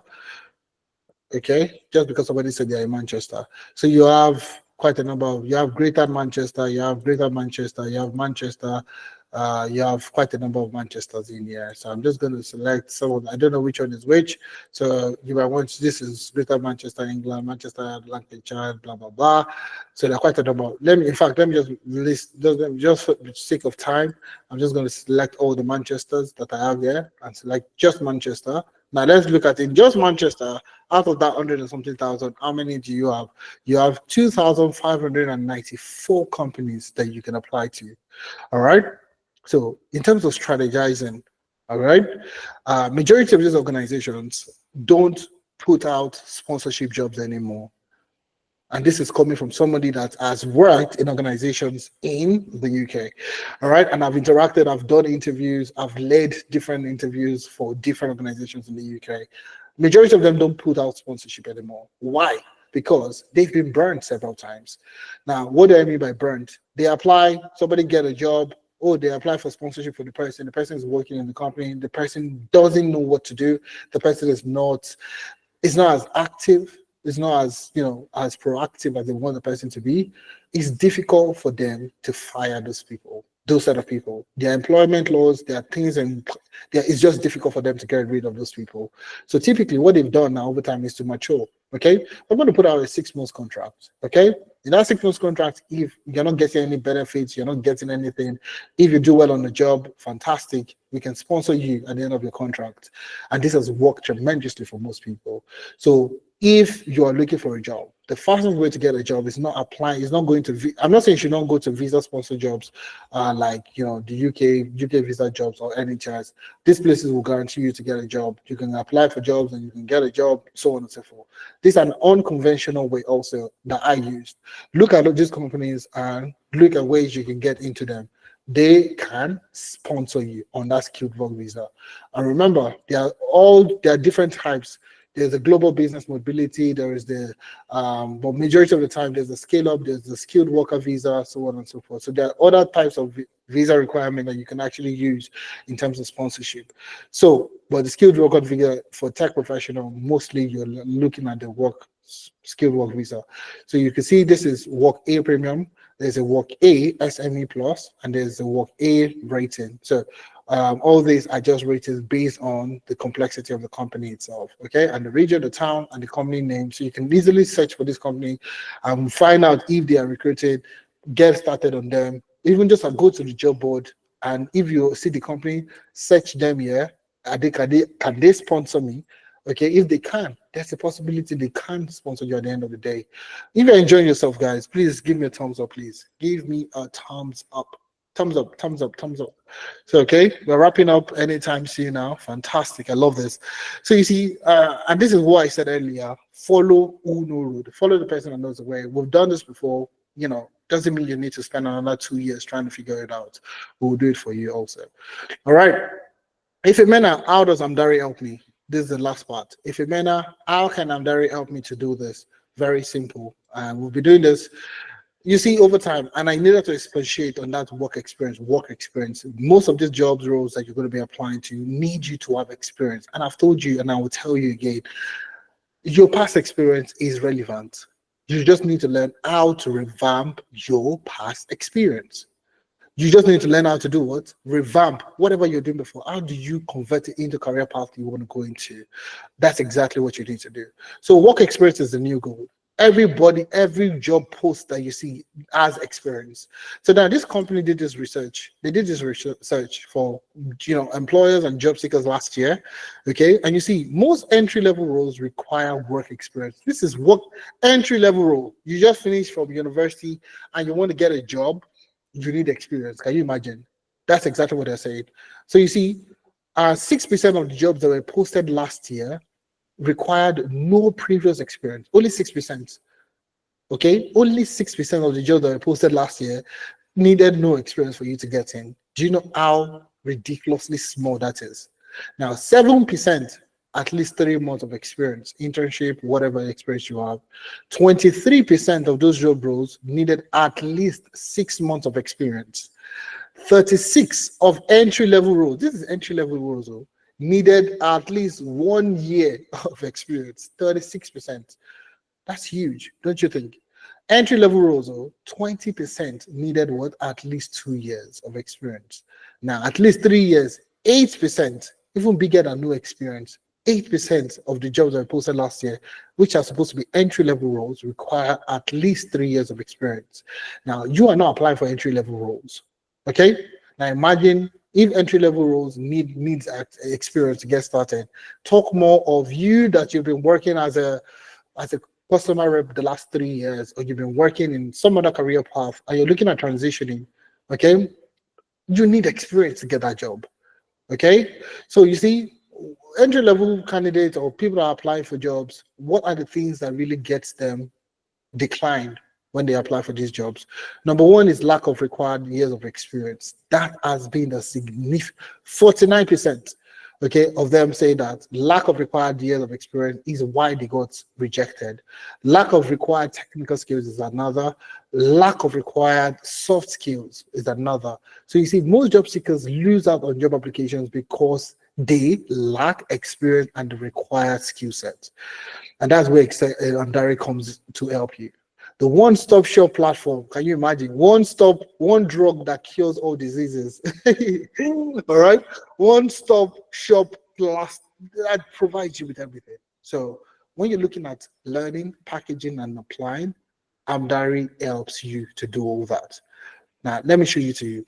Let me start with learn.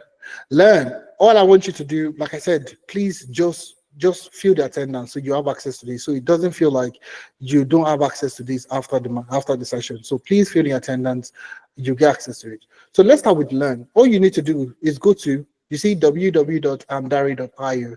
Go to just click on the link, or you can type it in your browser. It takes you to the website. This is Amdari's website. Okay, so we're going to talk about learn first of all. Okay, so learn. I'm going to start with the short courses that we have there on the platform. So once you create your account you created your account and you subscribe to Amdari, you get access to learn. So you see learn here, learn, which is where I'm hovering my mouse. It takes you to short courses. Okay, short courses. Now, if you're going to data science, you have your own short courses. Introduction to data science, Excel and statistics, introduction to Python for data science, machine learning for data scientists, computer vision. These are courses that are tailored to help you understand. So even as a refresher course, it is there for you. Okay, if you're going into cybersecurity, for example, also, let's take a look at cybersecurity. What else would you see there? Introduction to cybersecurity, network security and incident response, SOC analysis and log analysis, endpoint, web and application security, offensive and defensive cybersecurity, cyber threat and attack vectors, cryptography, and so much more courses are coming to the platform. All right. What about if you are going into data analytics, for example? Same thing there. Okay. Sorry, give me a second. I need to know that again. There should be more than one course here. Okay. Let me just take a look at that again. I'm going back and forth too much. Okay. Yeah, that's it. So you can see introduction to data analytics there. I've started one of the course already. So for data analytics, introduction to data analytics, Microsoft Excel, Microsoft Power BI, Tableau, SQL, Microsoft Fabrics. These are courses that are designed, to help you either as the point of refresher or as a point of you learning the new skill itself. So when you're talking about learning, that's why I said one-stop shop platform. So we have short courses on the platform that will allow you learn while you're taking an internship, or even when you're just taking anything with us. Now we also have Rave, okay? Rave by Amdari, which is the apprenticeship program. So if you come back to the main platform, you see Rave by Amdari. Okay, so you have the data analytics career experience internship, you have the data science career experience internship, data engineering career experience internship. So these are internships where you can work on real life projects in any of this career path. in any of the career paths that you saw that we showed you earlier. So you see overview of SOC analyst and career experience program, why analyst and so on. So if I click on this, it's going to show me the video and it's going to show me everything. This is where I would explain everything, the tools, the technologies you're going to be working with, all right, and all the things you need to do. All right. So you see there what you will gain, the technologies that you get to work on, the structure, and everything that has to do with the internship. So this is an internship platform where you can actually work on real life projects. So if the real life, we talked about the 5-year experience professional earlier. Now, if you're doing that, you should have worked on about 5 to 10 projects. Okay. How can you work on 5 to 10 real life projects, real company based projects that you could actually showcase? That's exactly where we come in. Now, packaging, employability skills. We're going to help you with your CV, LinkedIn revamp, LinkedIn optimization, mentorship and career coaching, interview preparation, on the job support, and work reference. Okay, work reference and on the job support. Now, in terms of apply, we also made it easy for you to apply for jobs. So let me show you this. So you can also apply for jobs on the platform. If you go back to your main profile, once you create an account, you have access to this. You see the job board. We have a job board. Click on the job board there. You see the job board. And what we are doing now is discover remote opportunity worldwide. Find entry-level job roles from Indeed, Glassdoor, remote jobs. So remote jobs, you see majority of this were posted recently, about 15 hours ago. Okay, senior machine learning engineer. You see quite a number of data financial analyst roles here. You have project coordinator, we have business analyst, we have performance analyst, we have, so many roles, business analyst staff, so on. And these are all fully remote roles. Now, where are these roles coming from? Where are these remote roles coming from? So, I shared with you links of different places where you can get remote jobs. Now, imagine every of those jobs in one central place. That's exactly what you're getting. So you have Glassdoor, remote jobs from Glassdoor, remote jobs from Simply Hired, remote jobs from Well Found, remote jobs from LinkedIn, remote jobs from Career Builder, remote jobs from GitHub, so on and so forth. So all these remote jobs, rather than you going to all these independent websites to look for remote jobs, we have consolidated everything in one place to make it easy for you to apply for this job. So take, for example, I want to apply for any of these jobs here, all right? And I just click on this one, I click on apply. Let's see where this is coming from. You see this is coming from Indeed, okay? And you can clearly see this is coming from Indeed. It's currently doing the verification. So this is currently in Toronto, Ontario. This is a remote job in Toronto, and you're going to be working as a business analyst with Acorn Group. Okay, so you see all these things there. This is coming from Indeed. So you see all these jobs that you see here are coming from, I think I closed the entire website. Okay, I'll just open it up. I'll open it back up now in the next few seconds.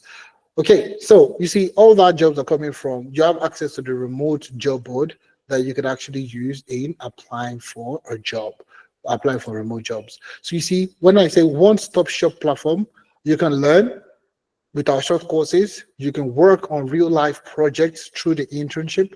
You get the packages in terms of employability, and you also get to apply for remote jobs. Don't you guys think this is amazing? Is this not what you're looking for? Give me a thumbs up if this is what you're looking for, guys. If this is what you're looking for, we are excited to be here. All right, fantastic. Yeah, Mike, I'm also absolutely excited to be here. So you see, one-stop shop platform that allows you to do multiple things, learn, work on projects through internship experience, package yourself, and also apply. Now, how does the internship work? How does that rave? How does the internship, how does it work? So all right, RAVE stands for Remote Apprenticeship Virtual Experience. So you see, what we have done to make it very simple is we have partnerships with businesses literally across the world, all right, with majorly startups across the world. And what they do is they give us their unique business challenges. So it could be a cybersecurity challenge, it could be a data challenge, it could be a business process challenge, it could be anything. So what we now do is we give it to you, okay? Once we get this problem from them, we assign it to you, interns or consultants. You get to work on this project. Okay, so you could be working on this project as an individual, or you could be working on this project as a group. Okay, so it could be a group project or it could be an individual project. And the good thing is, you're not working on this project alone. You are going to be assigned a mentor. Okay, so imagine you working on a project in business analysis or in data analytics or in data engineering, okay, and you have somebody that you can brainstorm with, you can share ideas. Okay, this is the business problem, this is the business they're going through. How do I do this in a real life scenario? This is how you build your experience.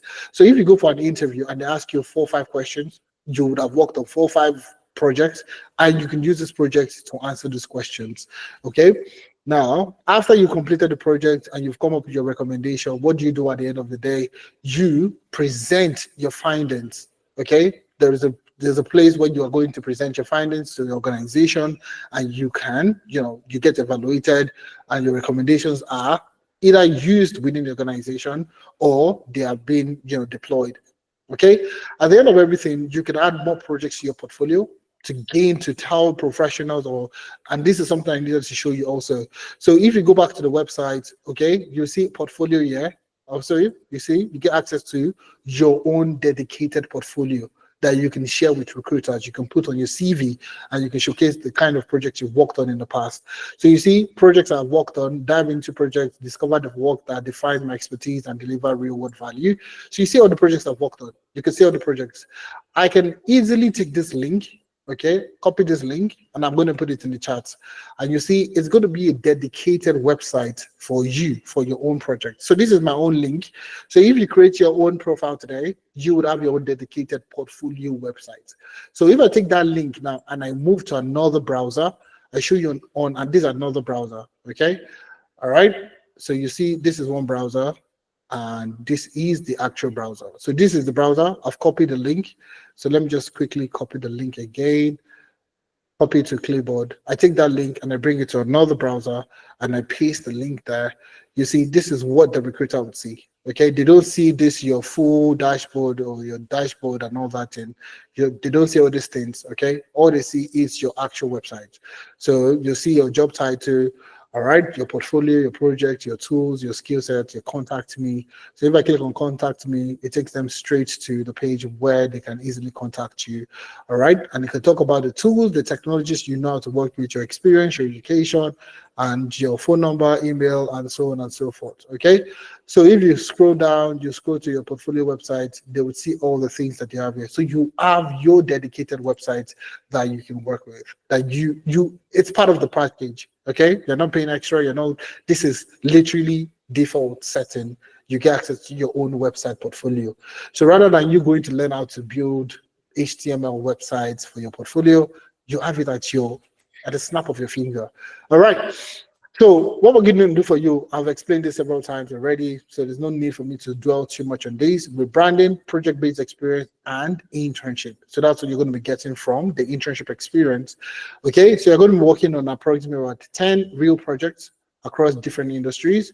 You get to work with cross-functional teams. You have multiple industry experience, multiple role experience, multiple technology experience, teamwork and project collaboration, increased confidence in future role, and networking opportunities. So for employabilities, CV review, LinkedIn optimization, mentorship, career coaching, interview preparation, job reference, on-the-job support, and so much more. So if this is something that you're looking for, this is something that you need to get started today. So join our internship, okay? During the internship, we have an internship starting on the 11th of April, and we have another one starting on the 10th of May. We are currently accepting people, and like you always know, limited slots are available. Limited slots are available if you're looking at joining the internship to get access to all these beautiful things that we've spoken about so far today. All right. So, and just to let you know that we are running a very massive discount. So it's International Women's Month, International Women's Month. So we're looking at how we can bring in more women into the tech space. Okay. So we're running a huge discount at the moment. So it's a 50% discount. But guess what, again, it's only for the first 20 people to register. All right. So we like to personalize your experience going through the internship. So if you are looking at getting started in any of the internship, data analytics internship, data science internship, data engineering internship, business analysis internship, SOC analyst or threat intelligence, ethical hacking, governance, risk and compliance, all you need to do today to get started is discounted, 50% discount. So rather than paying £360, you could actually pay £180. Rather than for the 6 months internship, rather than you paying £560, you could actually pay £280. Now, there's multiple installments available, so you don't have to pay £180 today. Okay, I'm pretty sure most people, wouldn't want to. I wouldn't want to pay £180. Okay, in just one day. Okay, so this is not something that was budgeted. So we have installment payment to make it easy for you to get started. So for the 3 months plan, it's £180 discounted for the first 20 people to get started. For 6 months, it's £280 to get started. Now, let me show you how to make payment real quick, okay? And I'll show you the multiple installments that we have running at the moment. So if you go to your browser, okay, I'm just going to open my browser and I'll show you this. So you see, all you need to do is click on the link. My colleagues are dropping in the chat, okay? So click on the link. So once you click on the link, it's going to take you to main stack. All right. It's going to take you to this page, okay? Once you click on the link, it's going to take you to this page. So you see the Rave Internship Enrollment Center. So this is an internship experience, guaranteed internship experience, where you're going to be working on real life projects in a team, and you'll be delivering on different types of projects. Now, 50% discount currently running. So you see the IWD, that's International Women's Day discount, 50% discount.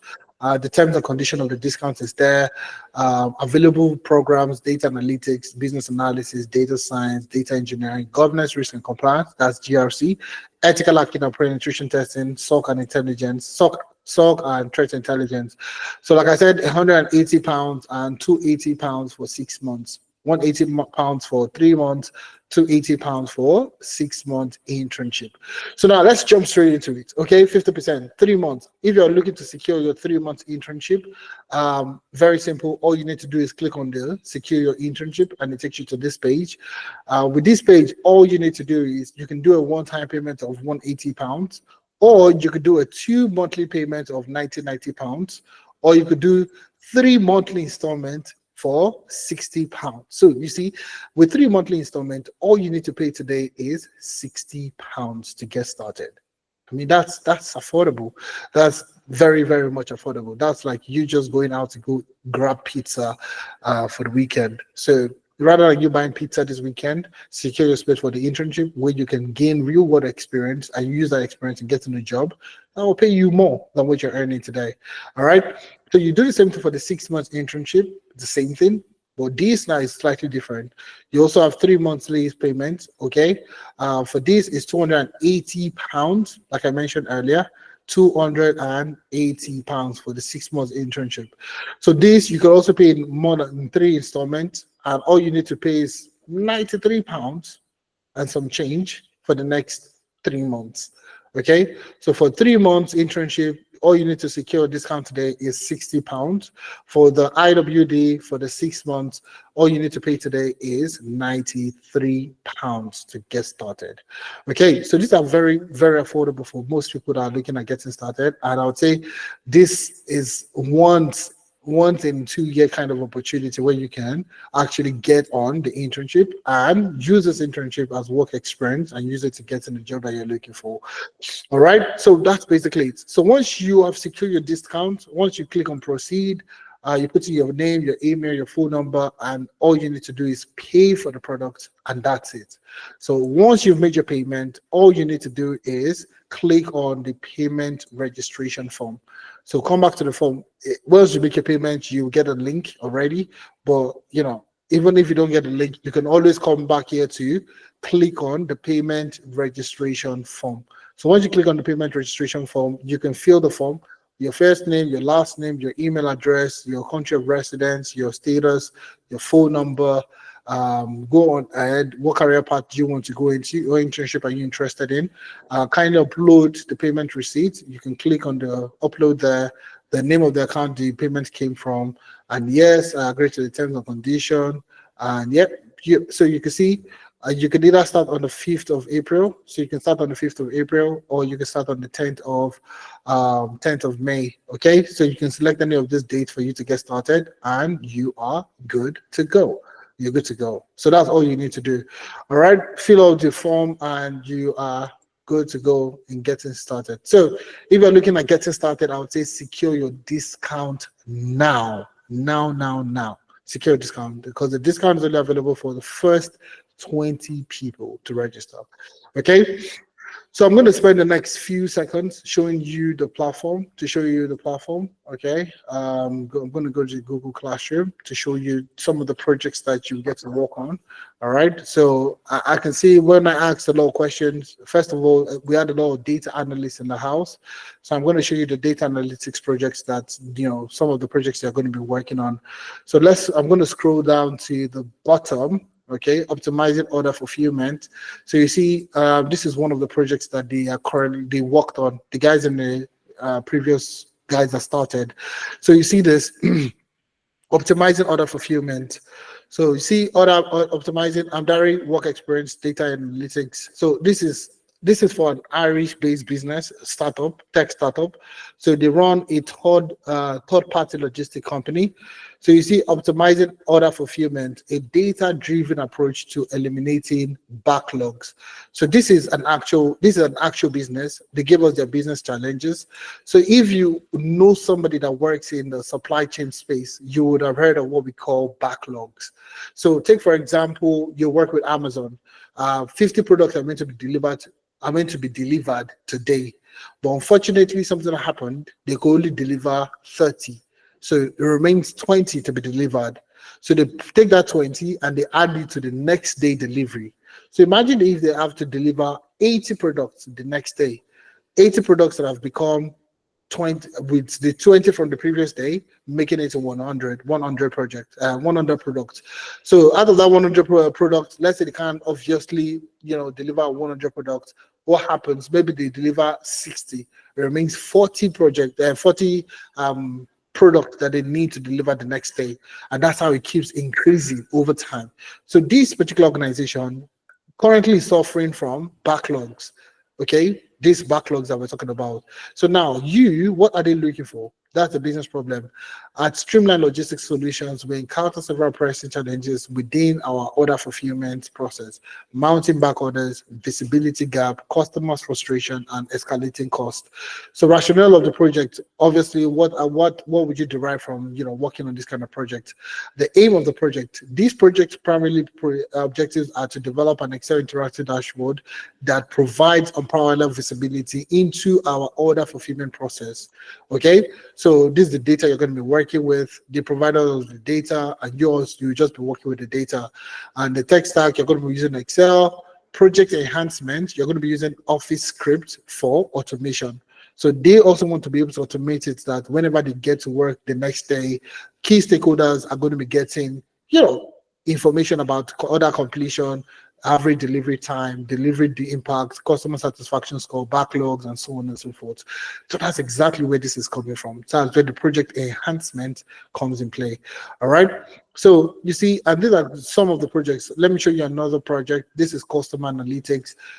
This is the business based in the UK. So if you go to the UK today, or even any country as a student, you can only open a student account.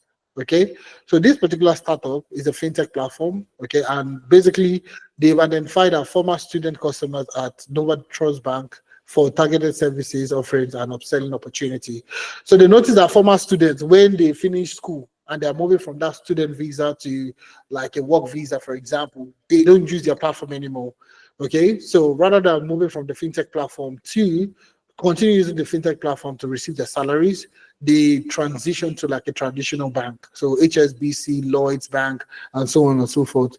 So that's what they noticed. So the student only use them when they are on student visa. That's the only time they use the account. So after that, they opt out of that to get a traditional bank. Okay, so they're trying to see how can we identify customers that will likely leave their services out, people that will soon be leaving school, or people that will be servicing and so basically, in order for them to target their offerings, their service offerings to them for upselling opportunities.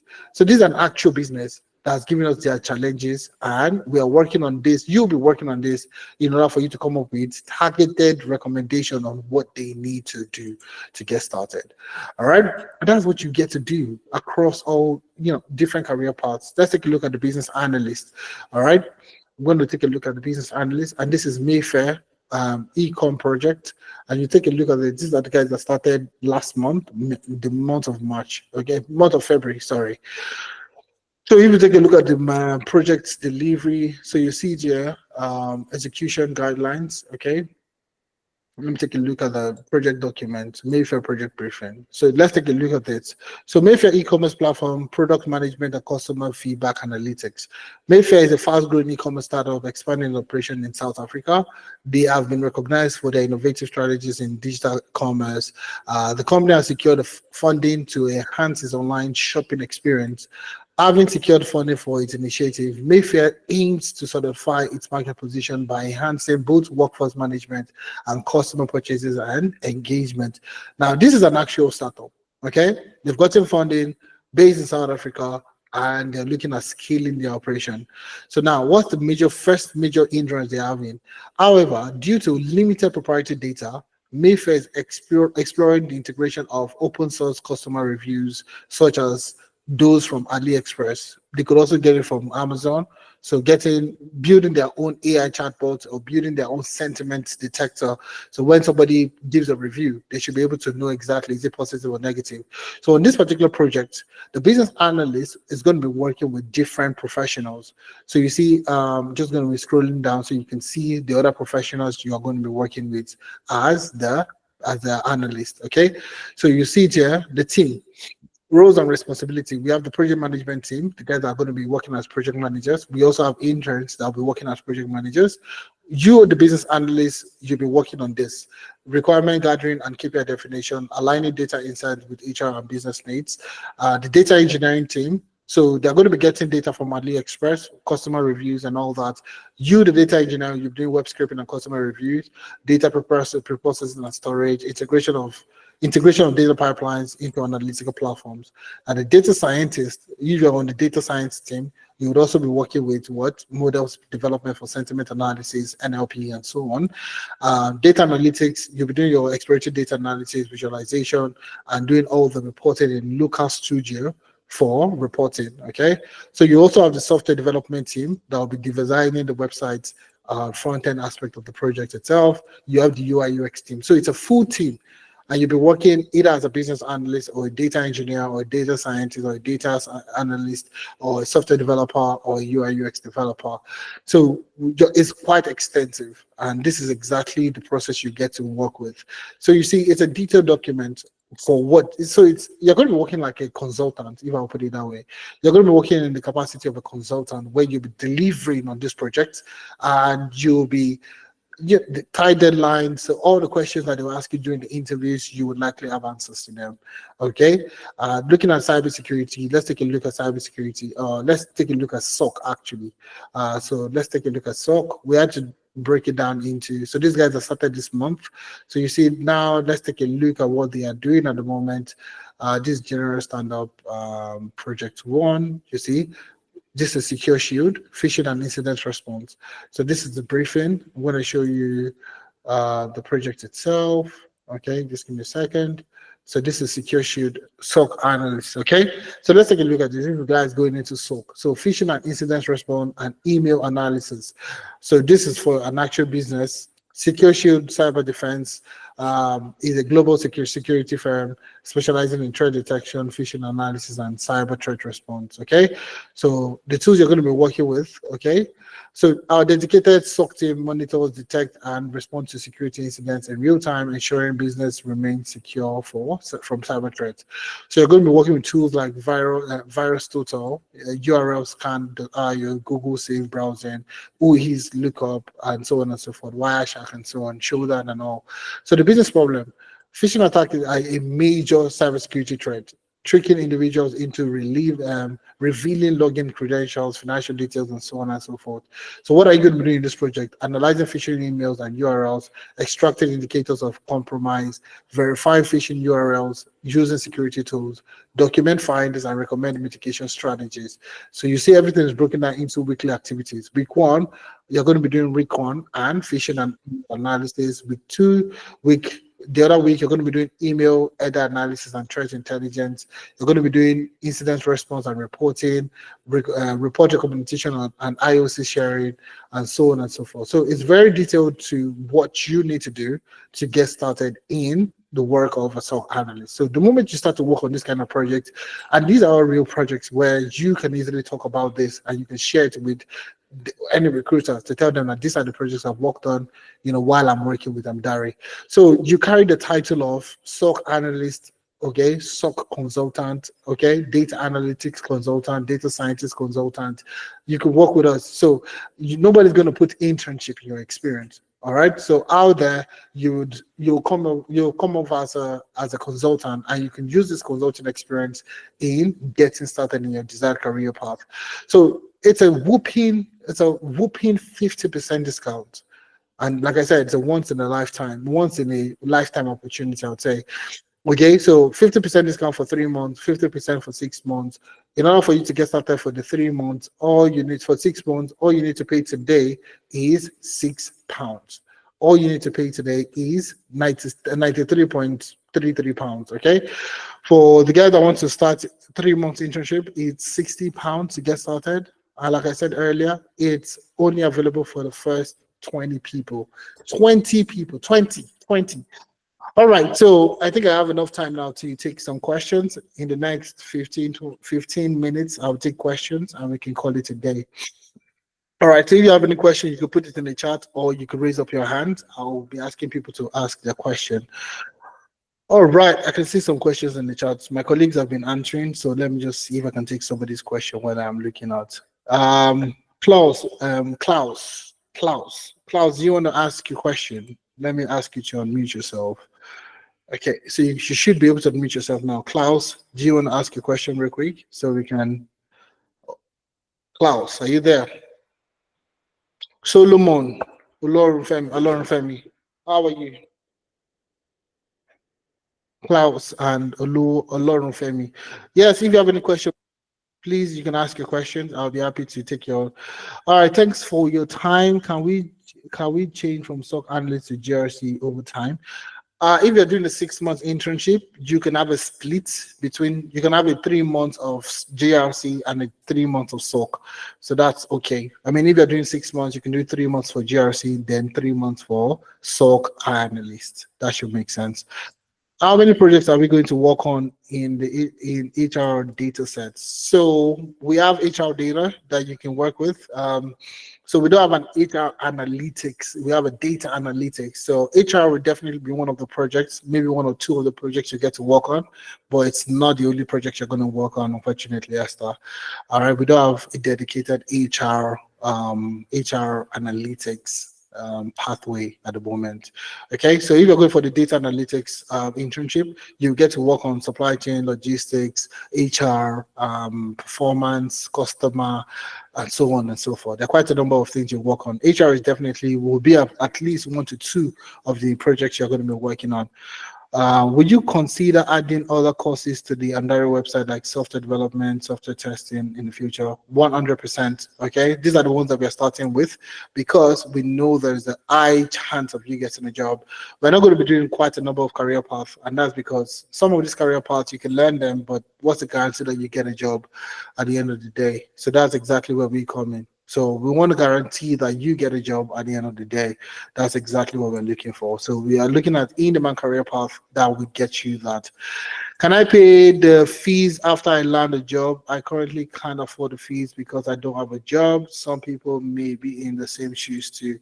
Unfortunately, that's not the case. Okay. All right. If we do that, we just accept a lot of people that are not willing to get started. At £60 for you to get started, that is ridiculously low. It's the lowest entry point you would ever see. All right, in any internship, we are the only ones that are doing guaranteed in like work experience program. that you can use the platform to work and use this, put it on your CV, put it on your LinkedIn that you're working with Amdari, and you're starting with £60. I mean, that is below. I won't lie to you. All right, that's is 50% discount this month. This time next month, you would see the real price for this. Nice. I just want to be sure that I will get the work. Yes, you will get to work with White. We have quite a number of HR, related problems that that's currently are backlogged. Okay, because of, yeah, we have quite a number. I mean, every organization has an HR team, and one of the major problems that they have performance evaluation. Okay, training needs analysis, and so on and so forth. So there are quite a number of, yes, you work on projects in HR. Don't worry, Esther. Do we still end? Yes, the discount ends this month. Okay, that's something I needed to say also. Ends this month. So now it's a situation of two things. The discount ends on the 31st of 30th of March. Okay, 30th of March. But if we are able to select 20 people, if we're able to get 22 people in the career path, discount is also off. So if you see you're waiting to the end of the month to get sorted out, but we have already achieved 20 people, I mean, that's the end of it. Okay, that will be the end. So either one of them that gets started. So does it mean that we are not going to be taught? We are not going to be taught out just getting on real projects. So I mean, you get access to a mentor that would sort of point you in the right direction. If you're going to be taking on the internship, would assume we're making that we're not assuming. Okay, you should have learned a thing or two in order for you to start the internship. So now nobody's going to teach you. Nobody's going to sit down like a classroom setting where you need to click this, you need to click that. Nobody's going to do, like, we don't have classes like that. So what we have, and that's why we've made it very easy for you, okay, to provide you with your own learning resources. So we're getting more resources that we're adding to the platform in the next couple of weeks, months. We have courses that we add into it. So if you even go for the 3 months or 6 months, you would have access to these courses. So if you take a look at data science, for example, you can come here easily, introduction to data science, Excel and statistics or data science, so on and so forth. So these courses are there for you to watch at your beck and call, okay? If you've not done anything that has to do with machine learning before, and you have been given a project in machine learning. So now this is a 3-hour, 20 minutes video, okay, program. All you need to do is start watching this video. So a typical project will last, no, I need to say this so that everybody, we're all on the same page. So a typical project will last, so let's say let's take one project. This project typically would last between 2 to 3 weeks, okay? All right. Let me just take the tail end, which is 3 weeks. Okay, so for 3 weeks, we have 3 weeks. So week 1, week 2, and week 3.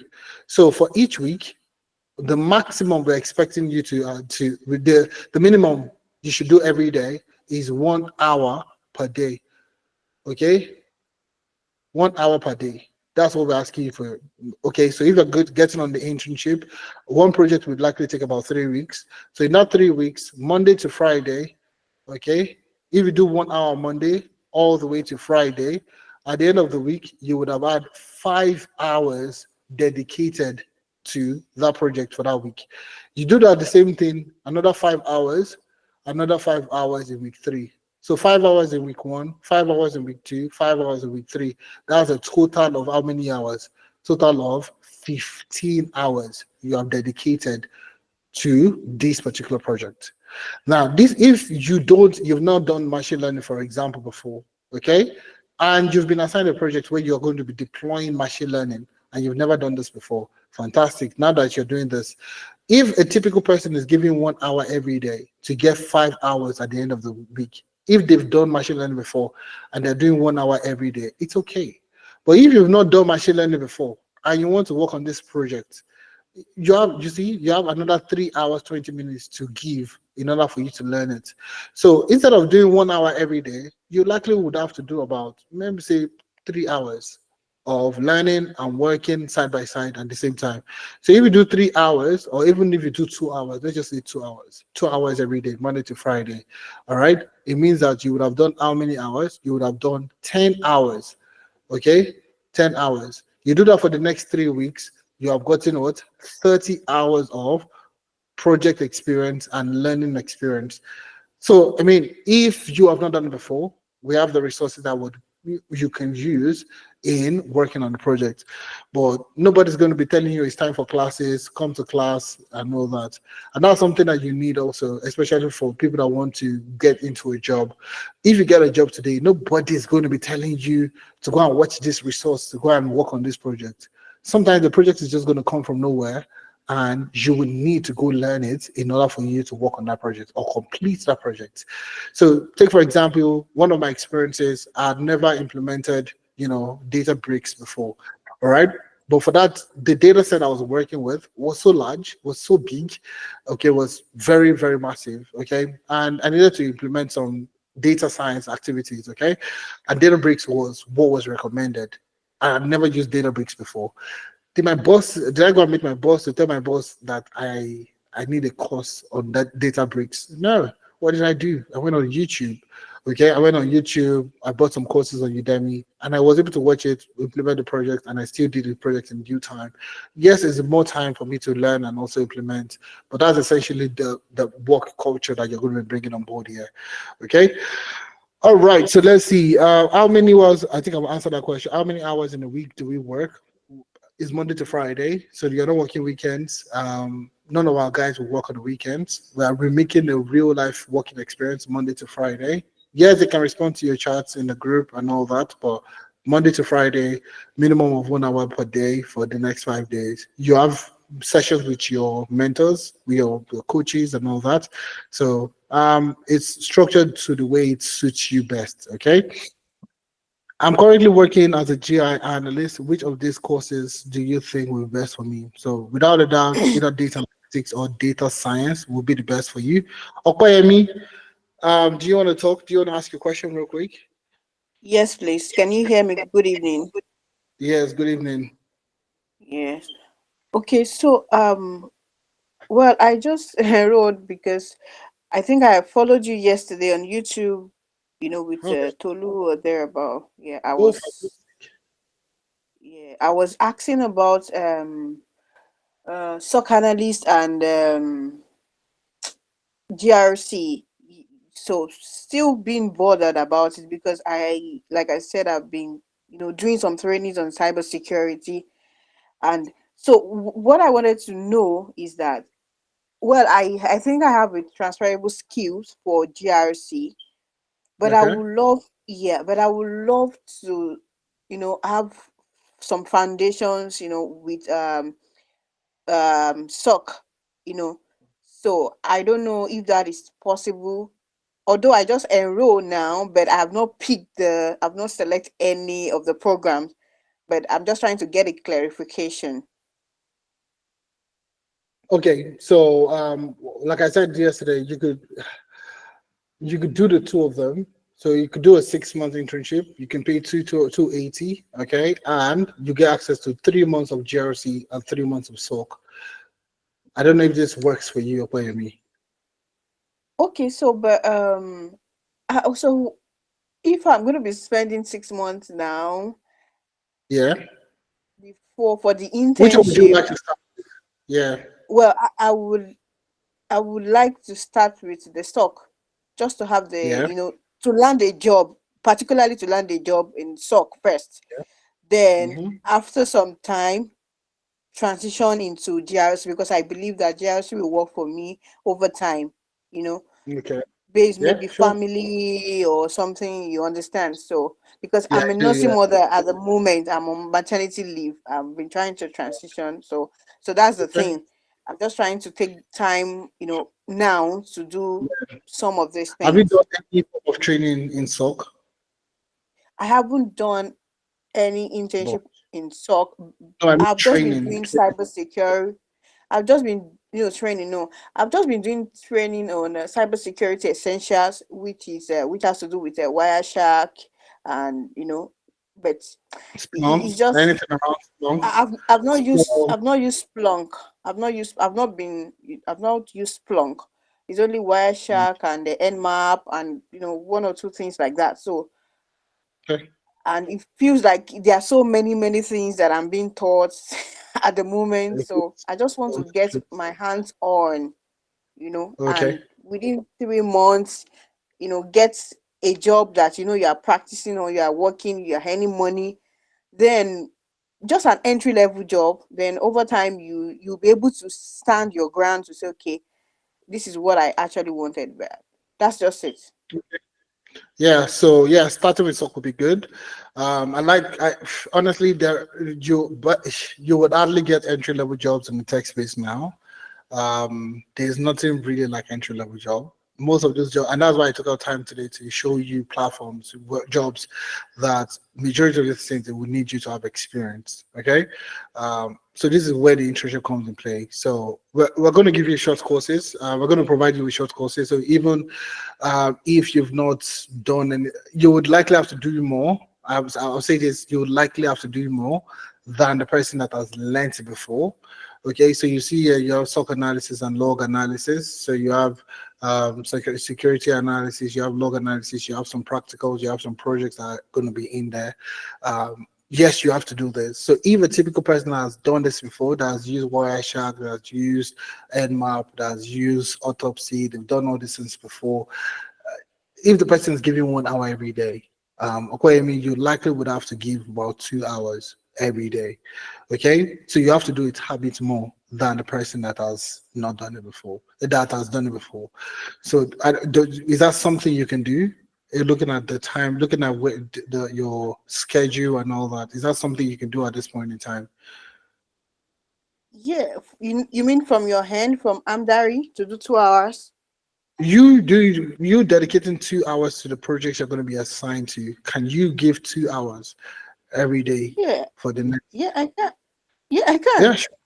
So you're fine. You're okay. So what I would say is you can start with SOC and maybe do 3 months of SOC, get a very good understanding of SOC and all that.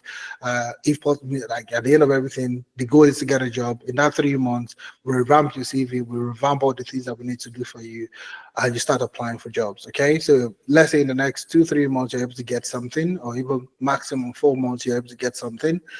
I mean, you could do SOC and you might find out that you actually like SOC and you don't even want to do GRC Okay, anymore. But I know GRC is more theoretical. Okay. It's not okay, as technical as SOC. Okay. It's not close to as technical as SOC. yeah, So if that's something that you want to transition into the future, I mean, you can always come back to do the GRC internship and you can use that in getting the experience that you can use to transition to SOC. I mean, to Jersey, I mean. But yeah, if it's sock you want to start off with, I mean, go ahead with sock. That will be the best thing. Okay. okay. So my other question is, you said the training is starting 5th of April, which is on a Saturday, but you said the Yes. company Yeah. works from Monday to Friday. Makes sense. Yes. So it's actually going to start on the 12th of April. That was a mistake on the form. So I'll get the team to change it. So we're starting on the 12th of April. That's in like 2 weeks' time. Okay, the 12th of April. So if you register now, you can always go on the platform and you can start watching some of the videos, even get a head start. Okay, so it's starting on the 12th of April. It's going to be on the Saturday because that's the time we know that everybody would not have something they are doing. Okay, so that's the only time you would have any session on the weekend. All right, the onboarding call. That's where we can bring everybody together at the same time on a weekend Okay, for them to do the onboarding. But after that, okay, nothing else will happen on the weekend. All right, okay. So every other every meeting practical class will be be within during the week. during the yes, Monday to Oh, Friday.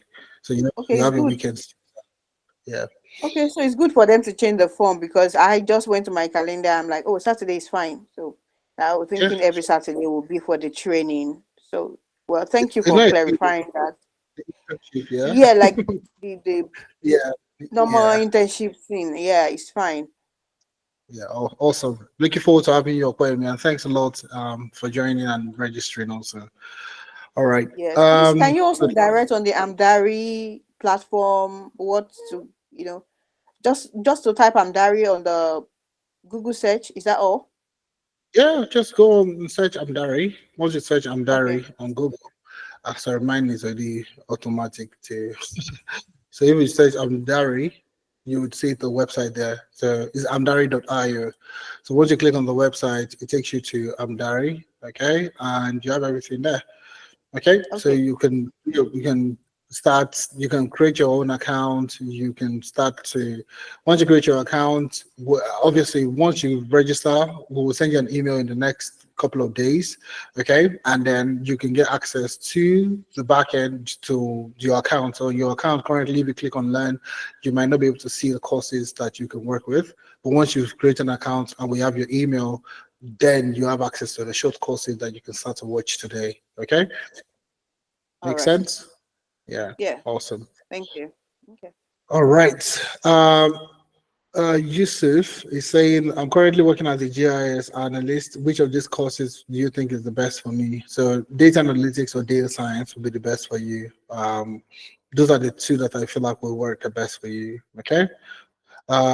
Are we starting on the 5th of April, 12th of April? I think I spoke about that just now. I think I must have answered the question before you saw yours. Do we get to work on L data in the UK? So it might not be based in the UK. We work with L data, but not necessarily based in the UK.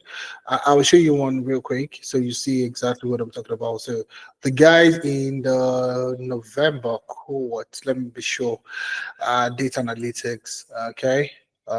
We have this, we have, I think it was their third project.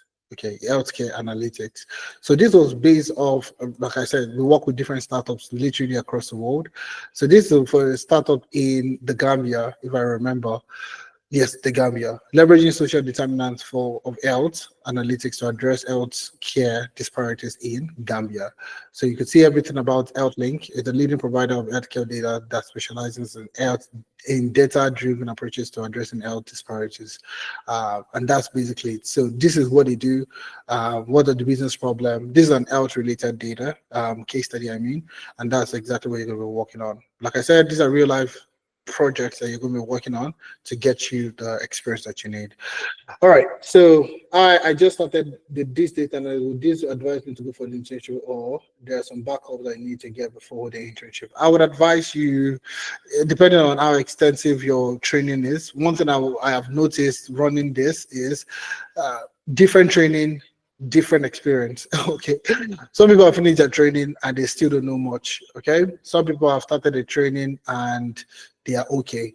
So I don't know how extensive the training is. So I can't say until I see the curriculum and the things that you've gone through.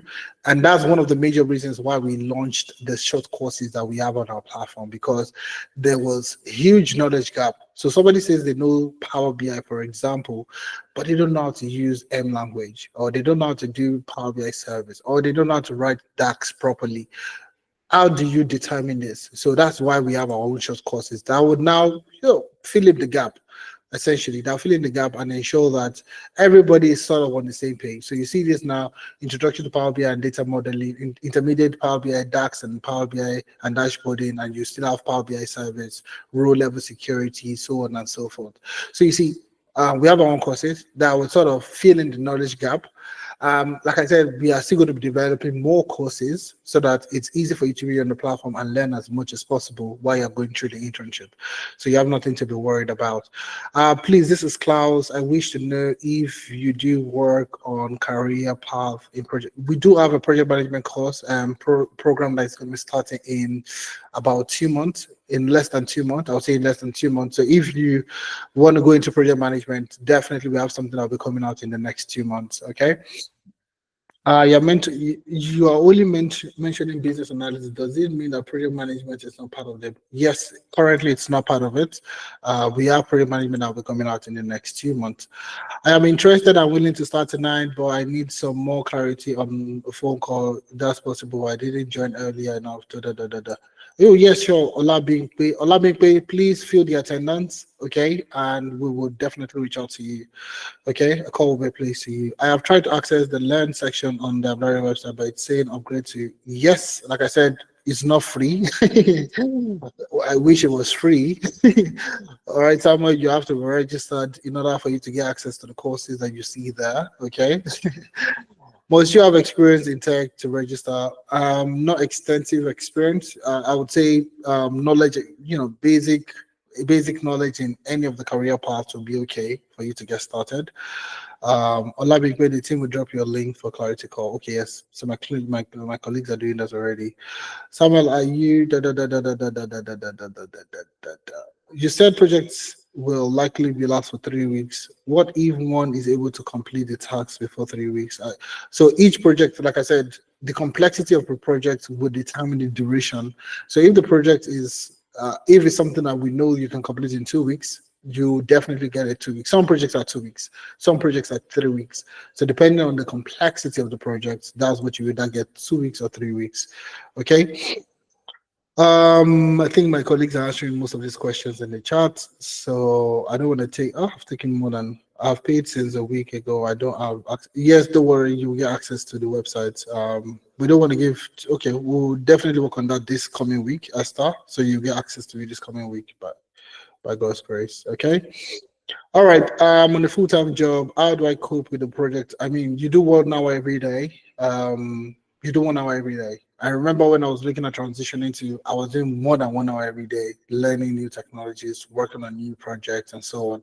So if we say you should do 1 hour every day, I think that's okay. Even as a working professional, either you do 1 hour early in the morning before you go to work, or when you come back from work, either one of them works. But just devote about 1 hour every day.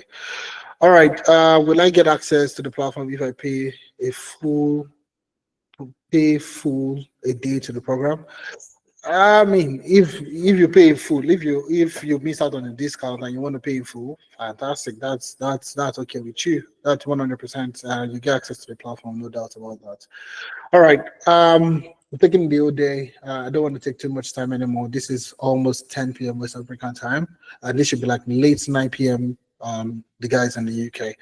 All right. So one thing I would say is that we've provided a platform that will guarantee you work experience, and you can use this experience in getting a job. Majority of the jobs that you apply to today will require you to have experience. Either they call it UK experience or they say it's work experience. You need experience to get that job. And when you get this experience, that's exactly where Amdari comes in. You're going to be working on real life projects, delivering on this project. You're assigned a mentor. Okay, you can put it that you're working with Amdari. Amdari is registered in the UK. So we're registered in the UK, and your work reference is going to carry. It's going to carry the UK address. It's going to be everything is going to be UK. We have business partnerships with literally different businesses across the world, which provides us with unique use business challenges that you can use in your interview process and all that. You get a work reference. You get access to employability session. You get access to the CV, dedicated person that work on your CV, your LinkedIn profile. You get access to a remote job board where you can apply for remote jobs. You get an online portfolio builder that you can use to build your own portfolio, and you can put it on your CV, your LinkedIn, and so on and so forth. So it's a one-stop shop platform, like I said earlier. One-stop shop platform.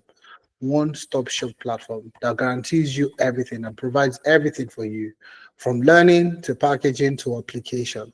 All right, so there's nothing else you're waiting for. The discount is only available for the first 20 people to take advantage of it. We have a course starting in April. We have another one starting in May. You can take advantage of the discount now and start either in April or in May. So you don't have to. That's why the discount slots are filling up very quickly. So you can secure your discount now, start this month or start next month. All you need to pay £60 to get started for the 3 months, 60 pounds for 3 months installment. For 6 months, all you need to pay is about £93 in order for you to get started. So thank you very much, everyone. Do have a wonderful weekend ahead. This is what we're going to be calling today.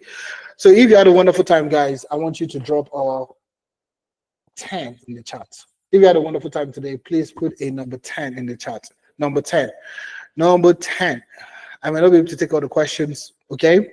So we have a one-on-one session. You'll see the Calendly link that is being dropped in the chat, okay? So if you want to speak with us on a one-on-one basis, please click on the Calendly link, okay? We'll also send you an email if you fill the attendance form. So please ensure you join, okay? For the one-on-one session, so you can ask more tailored questions and we can answer you on a one-on-one basis, okay? So I had a wonderful time today. Looking forward to having you on board, and let's see how we can work together to guarantee you that experience that gets you the job at the end of the day. My colleague is going to drop the attendance form one more time before we call it a day in the next 2 minutes. 1 minute plus. Okay, yes. So the link is there. The meeting is going to be ending anytime soon now. So if you've not filled the attendance, fill the attendance. We're going to be sending you communications to the materials, if you want a one-on-one session, okay, where we can speak to you on a one-on-one basis. And any other thing that has any question you have, you would have communications with you from there on. So thank you very much. Do have a wonderful weekend, and see you later, guys. Bye for now. Bye.